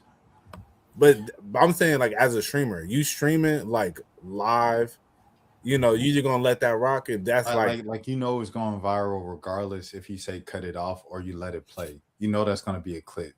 So it's like, you know, Drake is gonna see it because Drake's gonna see the clip. Yeah, so that's what I'm saying. You gotta say cut it off. But I think that whole thing when Aiden, Drewski, and you know what I'm saying, all those influencers, every time they played it in the club, they like ran to the booth and was like, cut that off, cut that off. I thought that was OD, bro. That's OD, in my opinion. Like, I'd rather you just be posted, you know what I'm saying, all frozen. Yo, what's up, Antoine? I'd rather you be posted in that move, you know what I'm saying, and let the song play as opposed to running, making your way to come up to the DJ booth. Hey, cut that off, bro. Cut that off. Come on, bro. Like, no, facts. Okay, but on to another note, real quick. So I want to hear, now that we're about 2 weeks removed, what's thoughts on Iceman? I think there's a lot of good songs on it. It's still not gonna be like near the top of my Drake discography, but it's definitely not at the bottom at all. I've had Janice, like a lot of people, obviously it's like the number one song right now, but I've had that on repeat. Been playing that a lot. And I definitely think from a rapping standpoint, like I said it last time, I'll give him his props. I'll give him his props again. From a rapping standpoint, some of the best rapping that he's done in his career. I could tell that he, you know, some people like they kind of tell. I've been seeing certain people being like they don't want him to rap about the beef no more. But like I I don't know. That's the stuff that I find the most fascinating about the album is just seeing like where he's at mentally as far as what happened the last couple of years and things like that. So overall, I'll say it's a good album. It's not necessarily my favorite, but like it's not whack. I definitely wouldn't say it's the whack album at all. No, facts. Now, and I only asked that because I think, it's interesting to see first weekend, it was a lot of people like, man, this ain't it, blah, blah, blah. But, of course, that's just, that's culture, like you trying to make a clip like one dude with Shebang. I know y'all seen the clip of Buddy with Shebang, like this man suck, but it's like he went viral for that. So now like I'm sure his followers or subscribers or wherever he's at, like that, I know that went up, So, but it's just interesting to see as time has went on, a lot of people have been like, yo, like even I don't know if y'all saw like the clip of Joe Budden and everything. Okay, why are we here, Rashad? I was looking for the clip of Academics reacting to Euphoria at the pop out where he was singing the words. So as I was searching for it, I saw this and the caption made me crack up. So that's why I pulled it up. On this note, side note, and I'm gonna let you get back to it, Mo.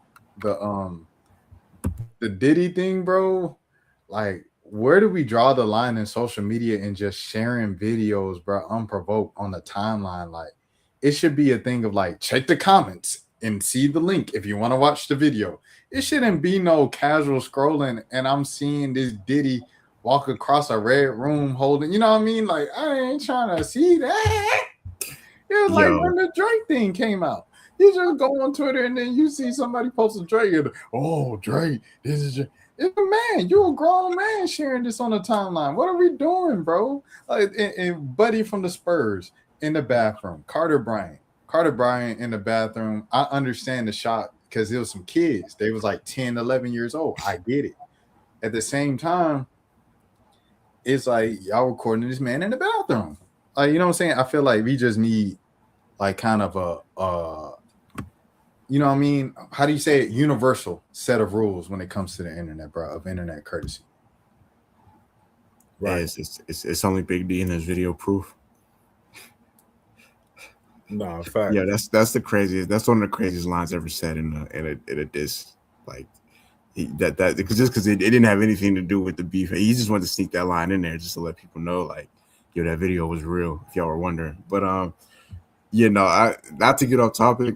Because Academics, we say he be doing a lot of stuff I don't agree with. A lot of stuff I think is corny sometimes, but like he did a video talking about the Diddy situation. He's like, yo, it don't matter if Puff ain't got the equipment. Like he called in somebody to fix. Yo, I'm listen, man. That whole situation is wild. I'm just not gonna touch that. But that's hiring somebody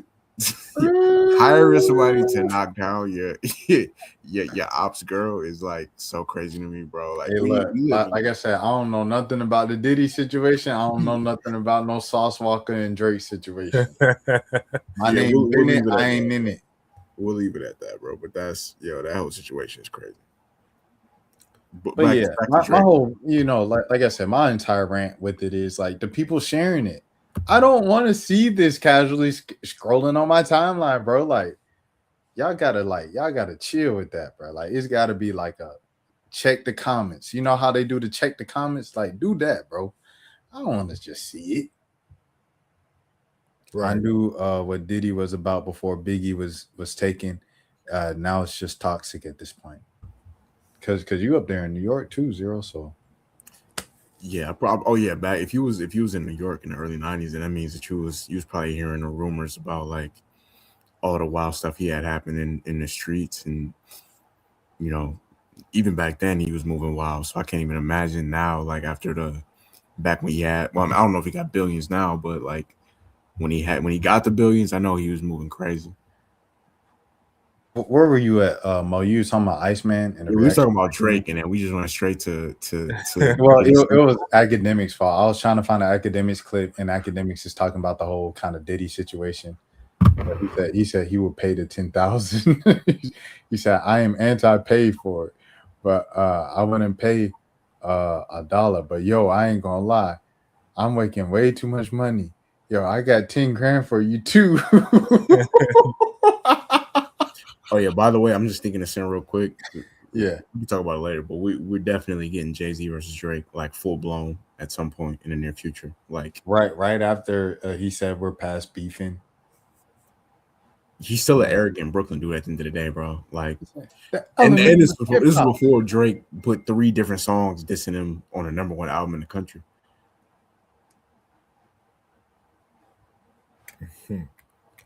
Yeah, Diddy was just a wild boy. No, facts. I mean, do you think Drake is gonna? I don't think Drake gonna make a whole song.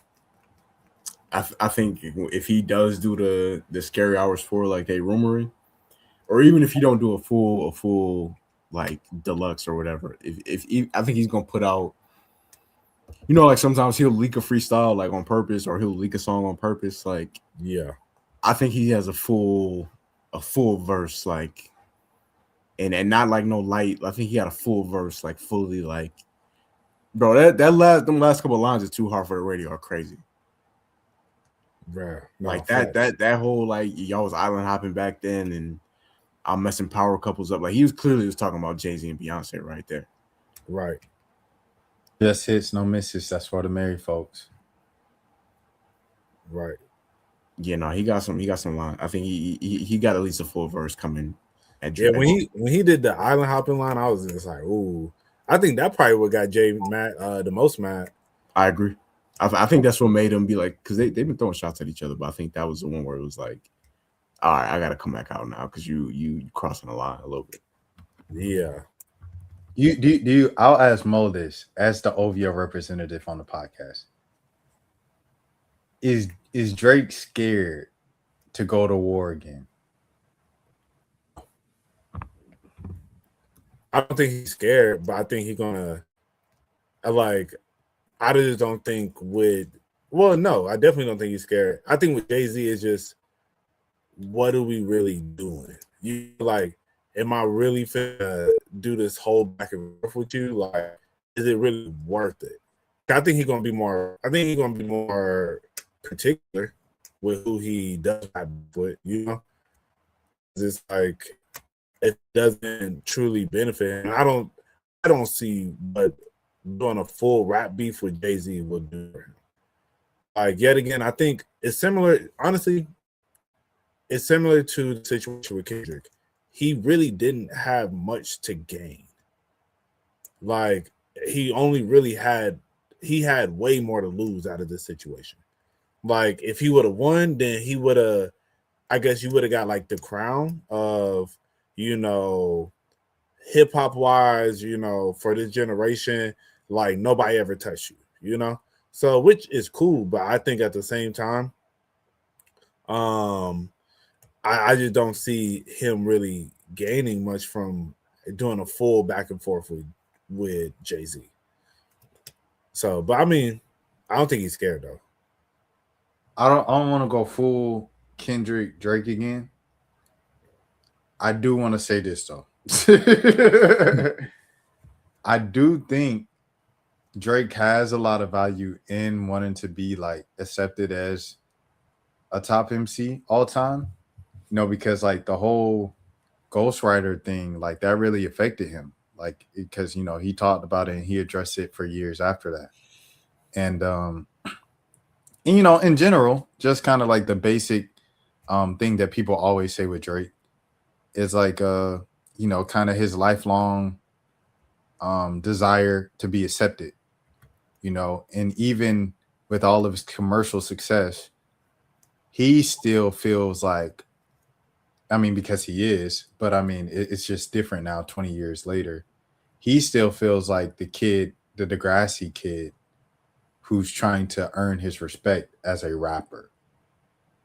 So I think even after all the success, after God's plan, everything like that, he really wanted that validation that he would have received if he won against the guy who everybody is held as, you know what I'm saying? Like he might not be as commercially, and Kendrick was wildly commercially successful.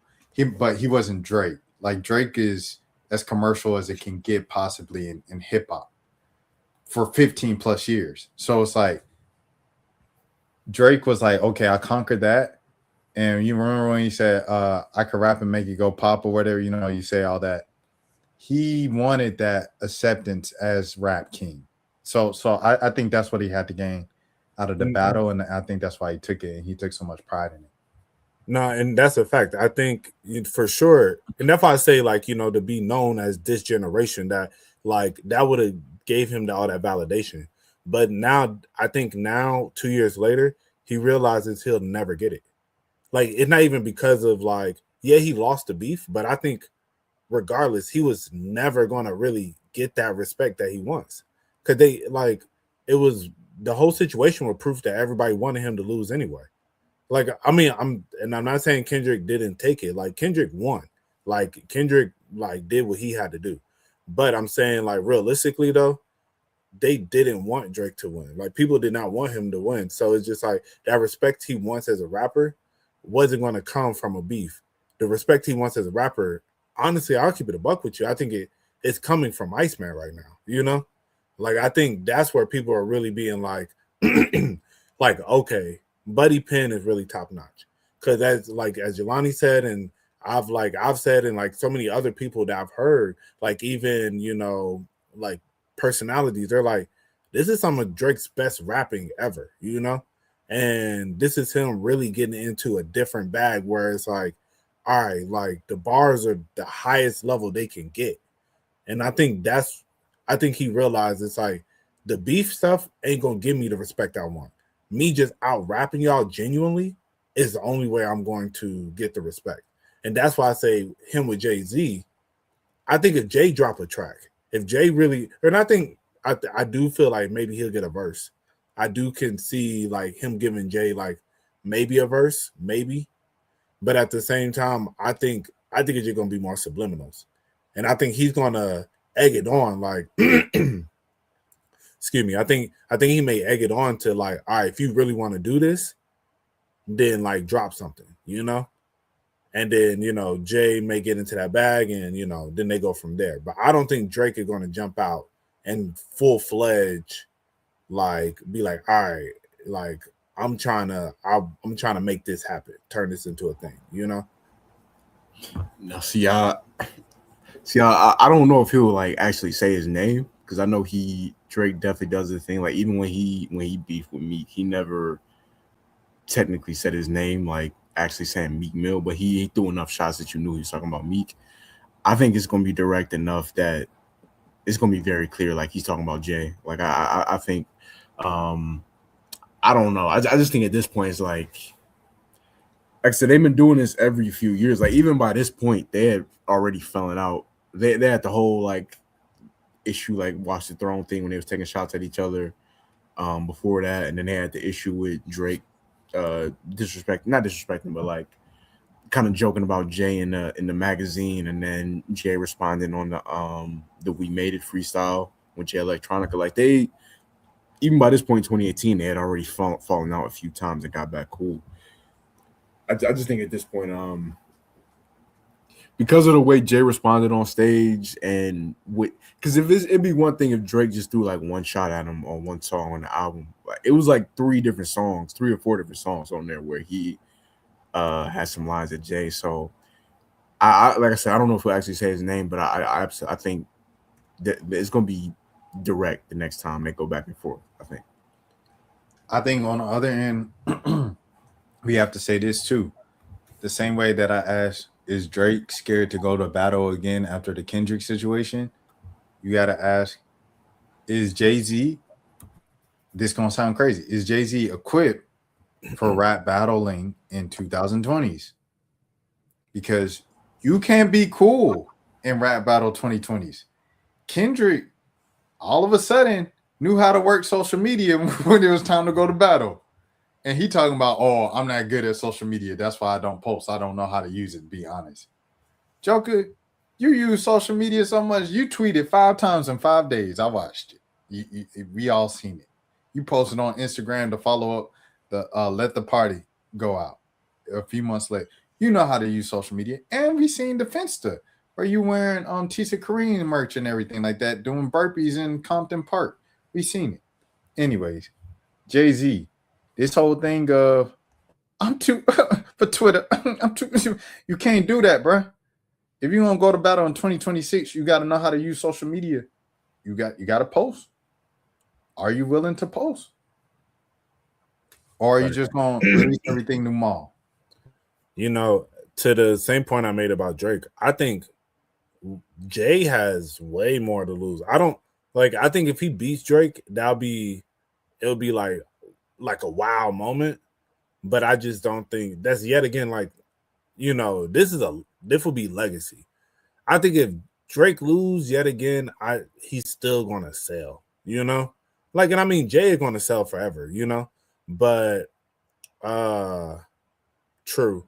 Yeah, honestly, and then I think in this particular situation, I feel like Kendrick really, what can be said about Drake, Kendrick said all of it, like all the most salacious stuff, that we know of, but it really feels like every salacious thing you could ever say about this man, Kendrick said it. So, and then, the thing that, like, Jay can definitely try to get onto the PDF stuff, but then that's not going to work. Because then when Drake flips it, you feel me? And then Drake started talking about him and B, as we said, him and Aaliyah, Epstein, all that different stuff is going to be, yeah, you feel me? I don't think it'll be smart for them to go into a full, thing. We do need them to make music together. I will give you that. They make some really good music together.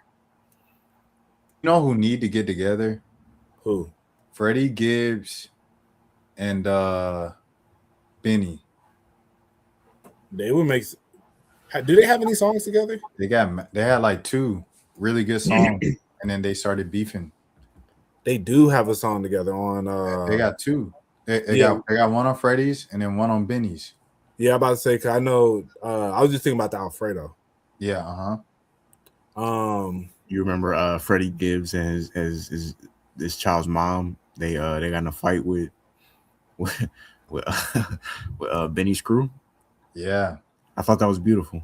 Like the idea, no, for real. Like the idea of him. One, I love the fact that nobody got shot or stabbed. I like the fact that it was like that's stuff that only rappers over the age of 40 could do. Like getting that's what they said. It was a real old head like scuffle. Yeah, old school brouhaha.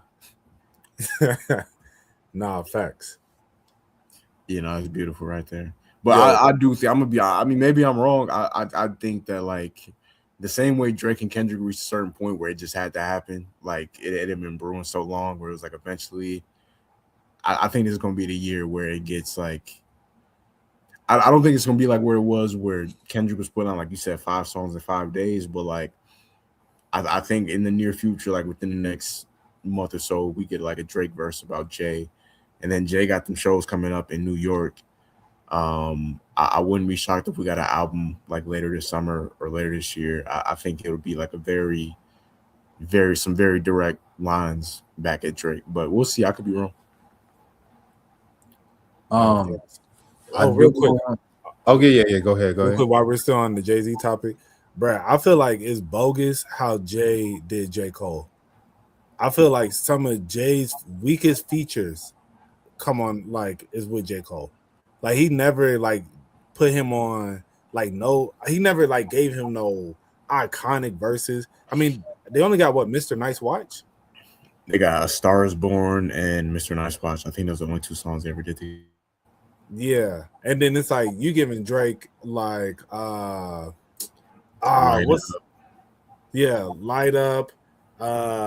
You giving him even his verse on for Certified Lover Boy, Love All. Oh yeah. Love All, Pound Cake. It's like you done gave this man iconic verses. It's like you could have dropped at least one off to Cole, bro.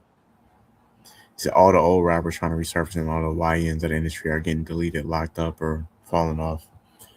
Yeah, it's crazy because Drake is, even though Drake is like an OG in rap at this point, he is still Jay-Z's like little homie. Like as far as like by the time Drake came out, Jay-Z had already retired and came back and been back for a few years. Like at that point, Facts.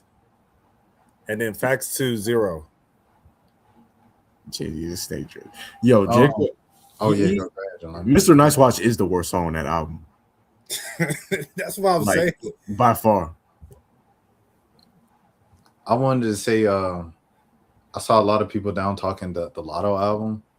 I listened to like the first 8 songs. I haven't finished it, and like the first 2 were hard. The first 2 were hard, and I'm saying this because we were talking about the rapping on Drake's joint, and you know, Lotto, she mentioned the whole ghostwriter allegations and stuff with Drake, and she said, "Oh, y'all thought Crody wrote this? That's a compliment," and I don't know. Shout out to Lotto, bro. Shout out to Lotto. And congratulations on her career and stuff like that. I know a lot of people was like clowning and this and that and but shout out Lotto, bro. Like, I don't think she's bad enough to where people talk as bad as they talk about her. And I think there's a couple reasons why they talk about it like that. One reason, her being mixed and her original name being Mulatto. I think she'll never kind of be able to overcome that. So yeah. I mean, I think up until this last album, I think she was probably top 2 rappers. It's like her and Glorilla, I feel, were the best like actual rappers.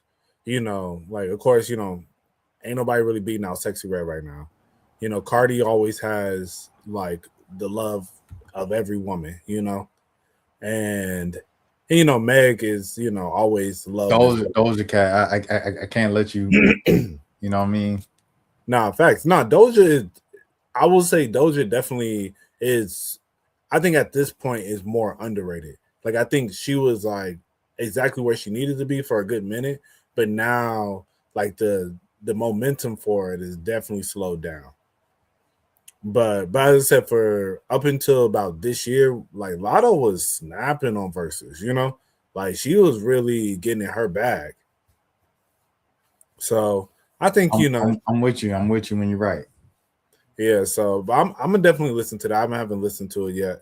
Yeah, you know, yeah. What is it? Fit by J. Cole, bro.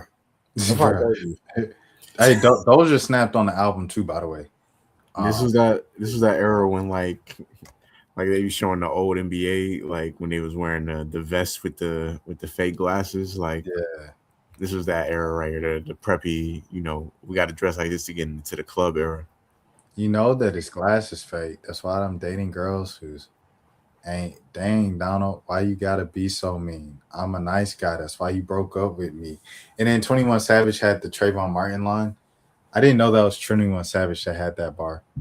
And I thought it was Lotto. So when I heard it was 21 Savage, I said, oh, bro, you're not even American. That's even worse for you to say something like this. Like, you don't even have those privileges. Like, if it's a black American talking about a black American, I get it. It can't be no dang foreigners talking about him like that. That's crazy. Yeah. I didn't know it was him either.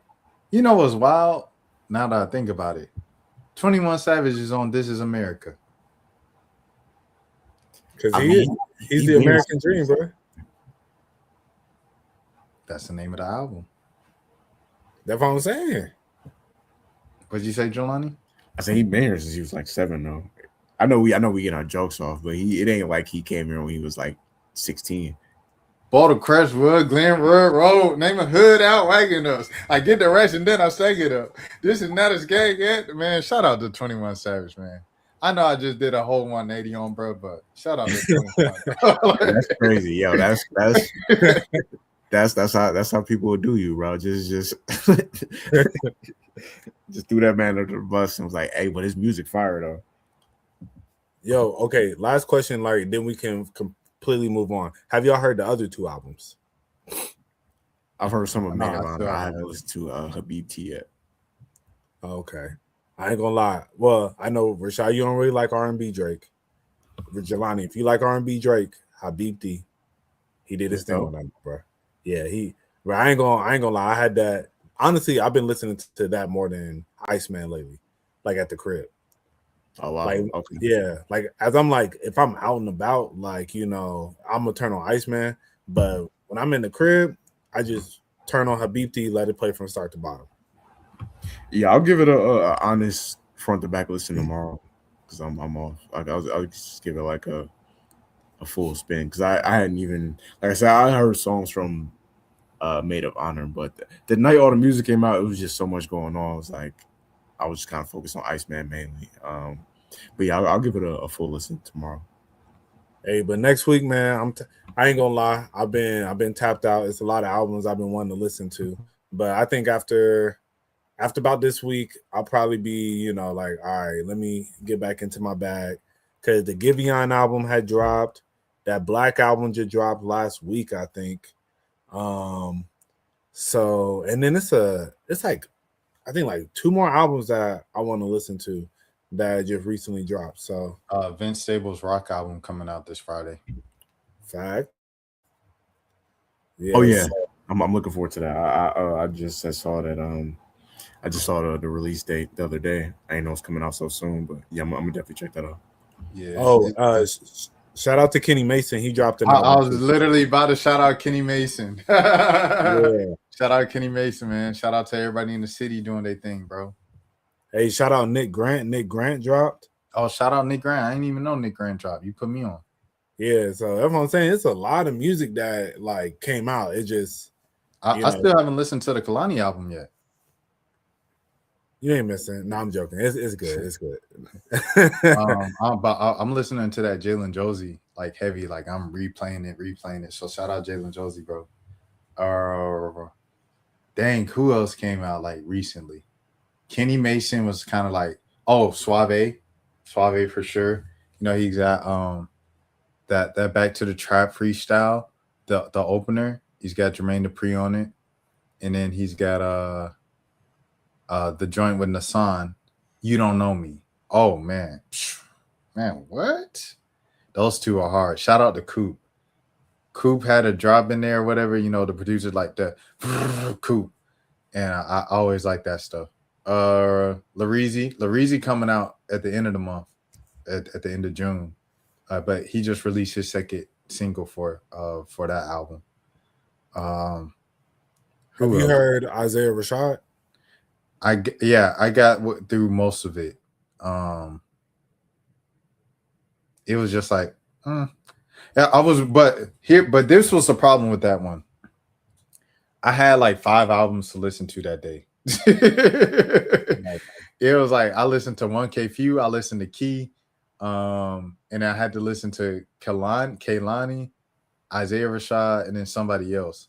And I never got to Kehlani, and like by time of like the middle of Isaiah Rashad, I just kind of like it was kind of background noise, to be honest. Oh, the Planet Frog from Action Bronson. Okay. It's so much music. Yeah, I gotta catch up. Action Bronson, all right, man. Yeah, I definitely need to catch back up, bro.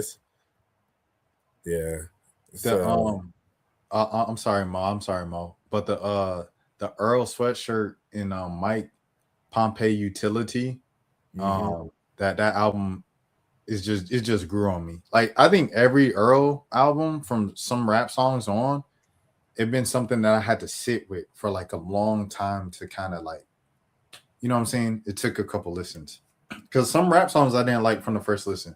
But I also didn't like Playboi Carti's album from that year. The Lit album, I didn't like it the first time I heard it. I was like, it's talking about like a tick. Like, what is he talking about?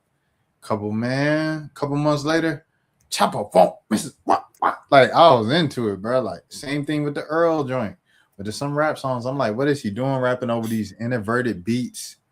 The songs are all 90 seconds. What is he doing? And a couple months later, bro, I'm like, bro, this is a classic. Right. So shout out Earl, shout out Mike. really just trying to sit, you know what I'm saying? Like you said, sit with the albums that already came out and not just move on so quickly, bro. Because even the Tony Snow joint that he just dropped, the Flood mixtape he dropped a couple months ago. Like I was listening to a couple of those tracks today, and I'm like, man, these were good songs. I moved on far too fast from this. That's how it be, bro. Yeah, it's just hard. It's too. He said, have y'all heard the Young and May interview on Shannon Sharp? I seen a few clips of it. I didn't watch a few things. I just seen a clip where he was talking to her about the whole like dudes being attracted to studs thing, and like he was trying to justify it or whatever. Listen, man, I'm not judging nobody for your preference. Like, if that's what you into, that's what you into. But like, I think it's a line between people joking about it and dudes like really pursuing studs. Like, if that's your main preference, I mean, to each his own. But like, it's definitely interesting. Let me just put it like that. No, facts. Yeah, I can't really hop on the stud wave. Yeah, it ain't for me. Hey, look, the funniest thing that Drewski done did with that, it ain't even the love show, bro. It's when this man went on the Cosnat stream and he brought him to the house. And then look, Drewski, he was reading the chat. He said, oh, they don't like the studs. And he made them leave the mansion, bro. Like, oh my goodness, that was funny, bro. That's the funniest thing he's ever done did with them, bro. I ain't gonna lie. Like I'm with Jelani. I didn't even watch the clips. I just saw the captions on the clips. I've been pretty tapped out with Club Shay Shay for a little minute. Shout out Shannon Sharp, friend of the channel, by the way. Yeah, even though like I've like been like, Shannon, be more smart, bro. He's still a friend of the channel. Yeah, the whole thing, it was like something with the girls were like criticizing her for something she said.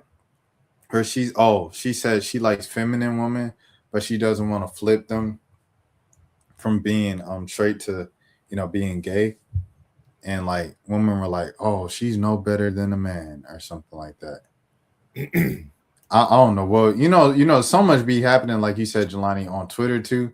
Like you just gotta see stuff and you just keep scrolling. It's like, all right, they seem mad about that. I keep scrolling. The Giants signed Odell Beckham Jr. Like that's kind of like how every day is, I feel like on Twitter. Yeah, it'd be all over the place from that app. You can't I'm trying to like wean myself off of there a little bit, like not to be just the only reason, like not then because I'm above Twitter, it's just like the stolen tweets have gotten so out of hand. Like the accounts, the thing where like it'll be like one account will steal a tweet from like 10 years ago, and then another account will quote the tweet with another stolen tweet. Quote the tweet that went famous, bro. Oh, that's the worst, bro. It's terrible, dog. Like it's just gotten to a point where it's like, bro, I don't even that, and just the blatant misinformation. Like it's gotten to a point where even the community knows to be wrong. Like that is it's gotten to like the people correcting the people that's supposed to be wrong are wrong about correct. It's just gotten crazy, man. It's all Elon's fault for monetizing it. Yeah, that Elon ruined the app, bro. He got rid of I think he got rid of what was the thing called? It was like the Circle? Not Circle. Yeah, so he got rid of Circles, and then he got rid of I forget what it was called, bro. It was like the stories feature that they had on there. Oh yeah. Yeah. Dang, I remember Twitter did have stories for like a week. It's like for like a few months. It was lit on there though. It was dope. Yeah, Twitter were really trying to take over at the end, like because they had voice tweets for a little bit too. And because it's always been the best app in my opinion. I mean, if you count YouTube as a social media platform, YouTube's the best. And I'm not just saying that as a company, man. And you hit the likes too, bro. What you say? Oh yeah, hit the likes. Yeah, I don't like that. I used to like when I could like go on somebody's page and like, yeah, you get to really know somebody in the likes. That was the real them.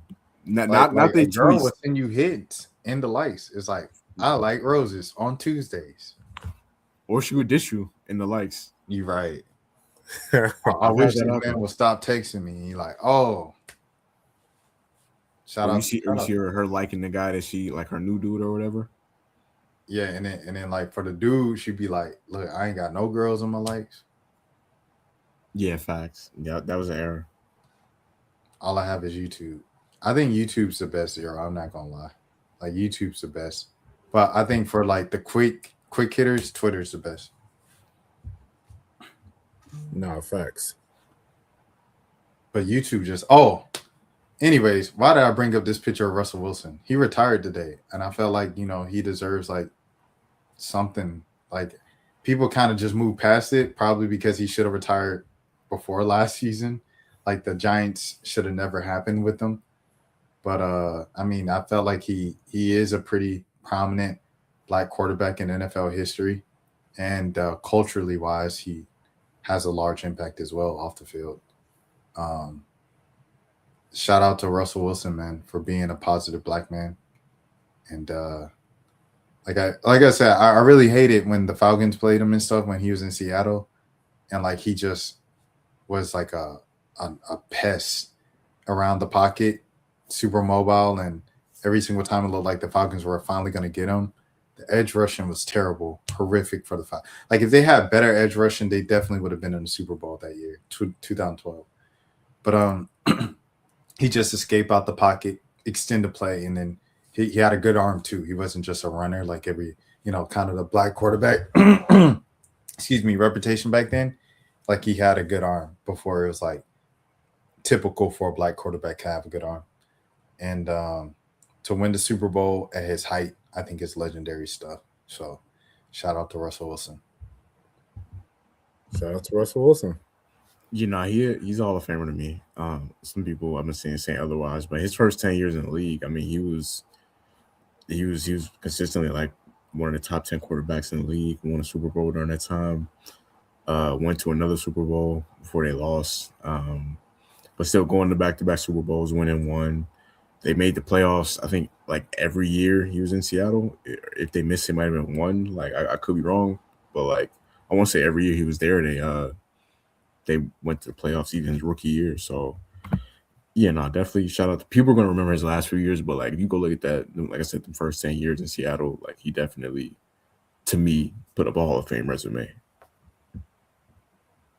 So No facts. and his greatest accomplishment, Sierra. This beat is Automatic, supersonic, hypnotic, and funky fresh. All four. facts. Well, I want to. Oh, Mo, you wanted to say something? Oh, I'm finna give a random shout out. Shout out to my manager. I saw my schedule when they posted it the other day, and I was working on Juneteenth, and I was like, why am I working on Juneteenth? And you got the white woman off, and I just checked my schedule, and she just switched it. Shout out my manager. That's real. Is your manager black or white? She black. She's black. Okay, no, that's super real. That's I'm super my real. baby. It don't matter if you're black or white. Right. No, that's super real. I want to. Oh wait, hold on. Let me read out Zero's comment. Russell wasn't that great. He was a product of a really good Seattle Seahawks system, but he gave it his all. Though he made that dumb decision against the Pats, and that hurt his perception, I think, of throwing the ball instead of handing it off to Marshawn Lynch at the goal line. I want to say off the field, bro. Like you said with the Sierra joint, I think that's a big thing, bro. Like it was almost like it might sound like controversial or anything, or people might be like, no, that's not the case. But I think we have to be real, bro. Like in a time where culture was anti-commitment and everybody girl, live life, we outside, like that was kind of the culture and that was kind of the trending thing. He married a famous woman, coming off of a famous relationship, and he built family through all the noise of people criticizing their relationship and stuff like that, because we really like Future's music. And like Well, okay, y'all stop me if I'm wrong. I felt like in the black community with celebrities, he kind of really made commitment and loyalty and Christian values and marriage cool. Dwayne Wade and Gabrielle Union, yeah, they was married, but Dwayne allegedly, you know what I'm saying, he had that outside baby, you know what I mean? Jay-Z and Beyonce, they had the whole elevator situation. You never heard anything about Russell Wilson getting caught up with cheating. And every time they asked Russell Wilson about his relationship, his marriage, God is at the center. God is at the center. God is at the center. They even said it at the Met Gala, you know, a month ago, right? I think they made it cool for that on a mainstream level for black people and black celebrities. Well, I say black celebrities. Yeah. Right. I don't know if they made it cool, but I definitely respected the fact that, like, even because he started dating her like when Future was at his peak of popularity. I just respected the fact that he was like, yo, I like this girl, and like, yeah, you know, people on Twitter saying whatever they're saying, but yeah, I'm doing my thing. Like, I'm with my girl. I ain't worried about y'all. And yeah, I just respected the fact how he carried himself, like not paying attention to the outside noise, you know. Said no, they did not make the playoffs. 2 years they missed the playoffs were 2017, 2021. But I would just say overall, he was just better than what he got credit for. Like, people just, I don't know. People act like it was like, you still got to score touchdowns in order to win the game. Like, it can't just be, you know, the defense can't do everything. But, you know, shout out to Russell Wilson. Shout out Russell Wilson. Shout out Legion of Boom. Go ahead, Mo. Oh yeah, I was just gonna say, man. Yeah, you know, I think they are definitely a great example of, you know, a positive black couple that, you know, you said they made it cool to really, in an era where, you know, toxicity and all that stuff is such, you know, so prevalent. I think they definitely are a great influence for, you know, as everybody say, you know, the Sierra's prayer and all that stuff. And, you know, and not only, you know, everybody, all the women are happy for Sierra. I'll say I'm happy for Russell because he had that, you know, trifling white woman that, you know, and he realized, like, hey man, I need to lock in. But for too long, these brothers in this NFL have been taking this time to show love to white women over our black women. And, you know, Sierra showed him that is the thing that he needs, you know? You sit here and go down the white path, brother, you may never come back. But, you know, shout out to Golden Tate, you know, for making that happen for him. God works in mysterious ways, you know, so you want to say shout out to him, man. And, you know, it was a fun time. It was fun. You know, my boy did his thing, man. It's a beautiful sermon right there. Yes, sir. No problem, man. You know, I do it for the people, man. Do it for the ones in the back. Yeah, man. Had that horrific white woman on his arm draft day. You know what I'm saying? My boy chose up. Or you could say he leveled up. So, There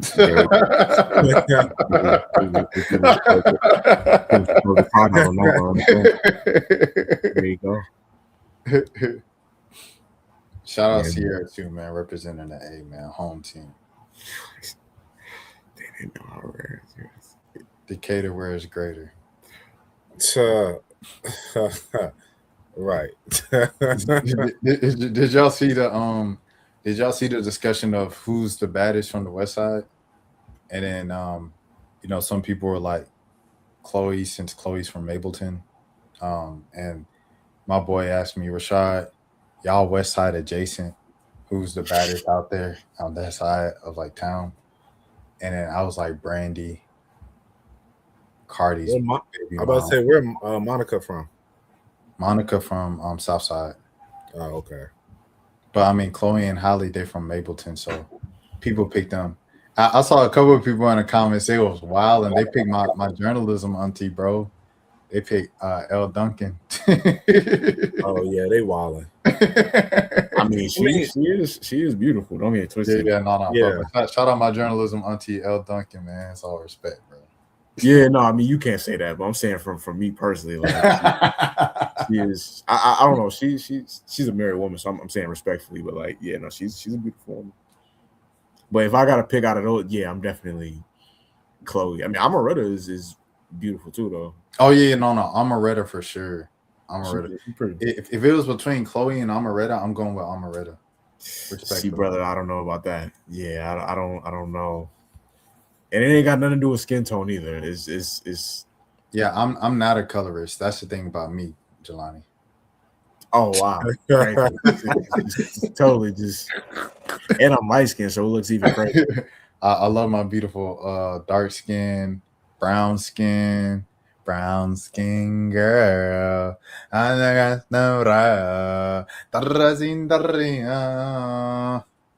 I love Beyonce. Right, we all locked in. But Nice. but yeah, man. Yeah. So who y'all going with? Okay, so if you had like when I said Brandy, bruh, like I think Brandy was the baddest out of Cobb. Like, am I tweaking when I say that? Out of Cobb, I'll take Coyle Ray. Okay, so she count? I mean, I know she's not technically from here, but she did go to she went to South Cobb, I think. She went to Or Campbell. I think she went to Campbell. Yeah, Campbell. and Smyrna. Campbell. Yeah. She went to Campbell. It's so many schools in Cobb, bro. Yeah, she was out there in Smyrnaville. But yeah. Okay, so if you count Coyle Ray, you going Coyle Ray over Chloe Bailey and Holly Bailey? No, Chloe Bailey is my just overall. I would go Chloe over Coyle Ray. And shout out to Coyle Ray. Respect. Her and HER are my two like celebrity crushes, I guess. I mean, I love Chloe, but I ain't gonna lie, I don't know. Coy lately, bro. Oh, she But see, that's like I gotta keep it respectful. We gotta keep it respectful. That's like after money, bruh. I mean, I don't care. No, it's a fact. That's real. That's real, bro. That's real. It ain't too many. That ain't. I mean, it's kind of just comes with the territory. That's real, bro. Chloe Coyle Ray built like a stick bug. Nah, not no more. She used to. Not no more though. No, Coyle Ray. It didn't. I say like her face, like it's just. I've been seeing a lot of clips of just her. Like I'm like, that's a very beautiful woman. Yeah. Coyle Ray has a great face. But I mean, I felt like Holly has a great face. Yeah, I agree. No, I'm not. I don't know why the awkward silence. But yeah, no, she's pretty good. I think she's cute. We're doing a lot of heavy lifting by saying Mapleton is. I mean, Mapleton is technically the West Side, but like, because it is right next to Bankhead. But like, yeah, if we just saying strictly Atlanta city limits, it wouldn't be. I don't. It would only. Amaretta would be the only person that comes to mind. Someone also said Julia Roberts in the comments. Oh, hey, stop playing with her. Shout out. She Julia is from Roberts. Atlanta, isn't she? She from Smyrna. Yeah, she went to Campbell. Oh, that's crazy. And she went to Georgia State. Oh, she really from here. I think like MLK is like her godfather or something like that. Yeah, I know she does have some relation to MLK. like MLK in some sort of way, I think. Let me see the actual story. MLK and his wife Coretta Scott King, they paid the hospital bill for Julia Roberts' birth in 1967. The Kings covered the medical expenses because they were close friends with their parents. That's crazy. Yeah. Yeah. Walter Shout and out Baby. Julia Roberts. I've never met Julia. I would love to like meet or interview her. You know, I feel like we from the same hood. You know what I mean? Like we went to the same college. The same hood, the ghettos of Smyrna. Right. Smyrnaville. I'm looking for the tweet. I can't find it. Anyways, okay. So where does Brandy? Is Brandy even in the conversation? Because I feel like she is, but maybe I was just liking Brandy. I'm gonna be honest. I don't even know who Exactly, because Brandy's a very like kind of like that's a very. I feel like if you know type Cobb thing. Hey. Hey, I ain't gonna lie to I ain't gonna hold you, bro. We really, if we're gonna keep it a buck, we really had the baddest come out of our school. Paris?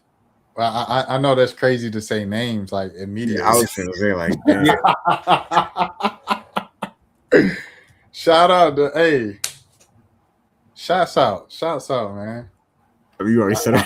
I don't know why I stopped saying her name. Like I didn't just say her name. But yeah, I personally, but yeah. So you going Paris over Brandy? Is Brandy? He's trying to stop saying her name.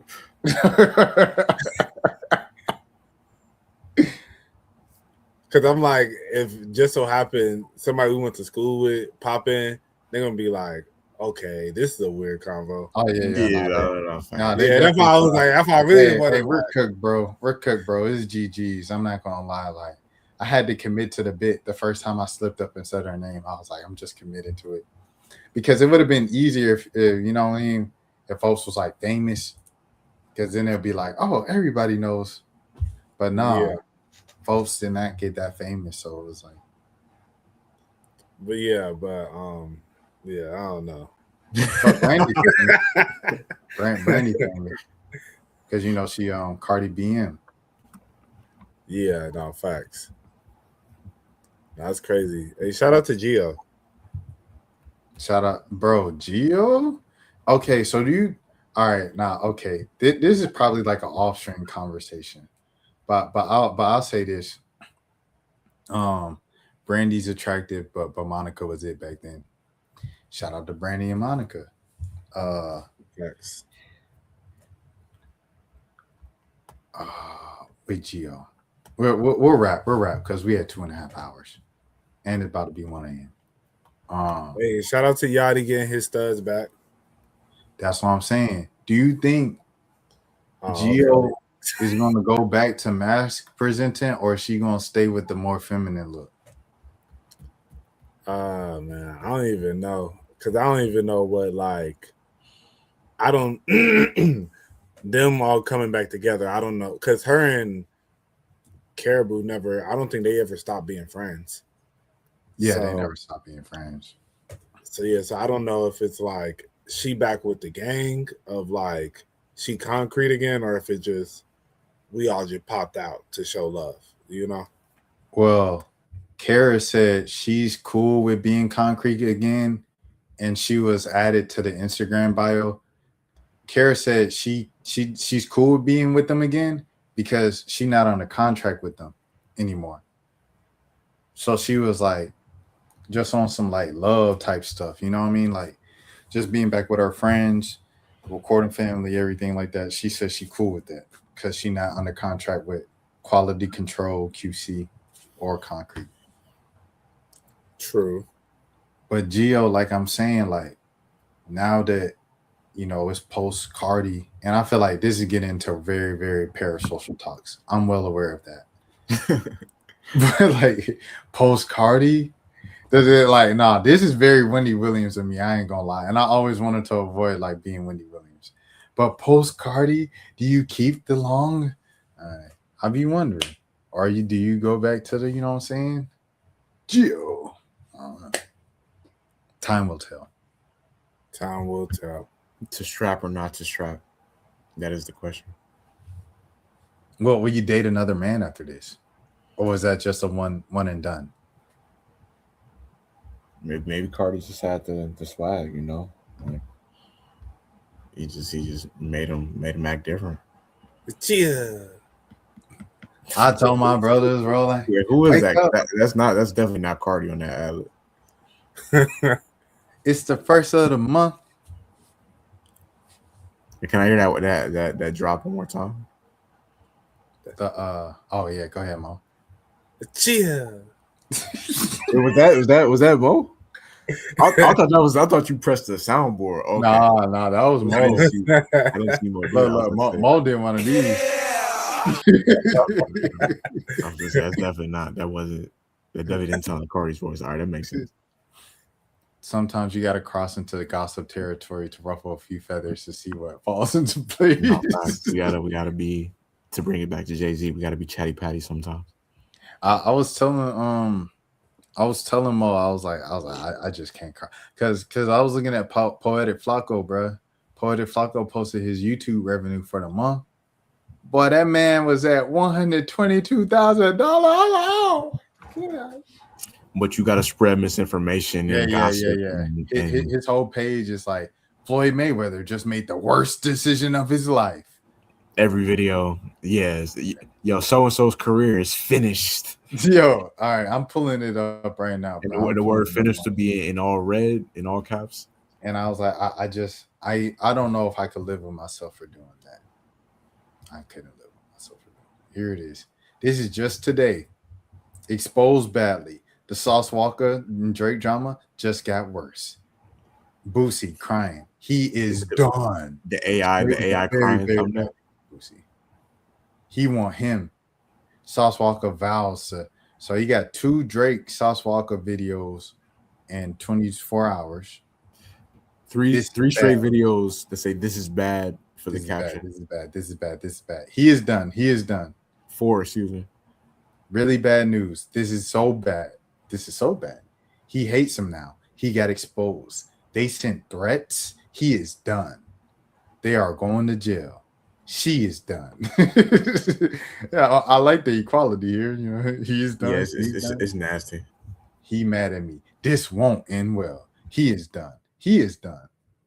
So I mean, if you do this, you can make $122,000 off of YouTube in a month.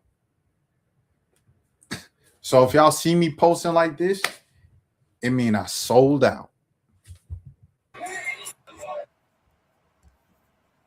Yeah, no, I don't want to see you go down that lane. That'd be nasty. I can't do it, bro. Cause I mean, Flacco he from West Coast, right? Because he one of them like former no jumper people and stuff like that. No, I just said I feel like it's always different with me, bro. And anybody who does it, like shout out Ray Daniels and stuff like that. I feel like they got it popping down here. And shout out Rolling Out, old Stumping Your Ass. I just feel like in Atlanta, you can't move like that. Like Ray Daniels was saying that too. Like you got to see these people outside, bro. Like Atlanta's small. You will see these people outside. I ain't talking no crazy about no folks I'm gonna see outside. Nah, man. Right. Nah, man. Everything I say up here, I gotta be able to. Hey, I see these folk. I said we just seen what you said on YouTube. I gotta live with that, bro. I ain't doing that for no $122,000 a month. And where's Robert Downey Jr. from Tropic Thunder? don't go fool. So yeah, man. Hey, good pod, brothers. 2.5 hours, going all the way to 1 a.m. I guess we get out of here, bro. What's y'all's social media? Where can people find y'all? I'm kind of laying low right now, but as far as the podcast itself, you can find us on yeah, you see how I know it's late. I stumbled over my words. Yo, you can find us on Instagram at the 1 a.m. podcast, and then you can find us on TikTok at the 1 a.m. pod, POD. Yeah. All right. You can find me on TikTok at Rubberband Mo. You can find me on Instagram at RBMO____. And you can find me on X. Yeah, I was ready this time. Yes, sir. At Monos_.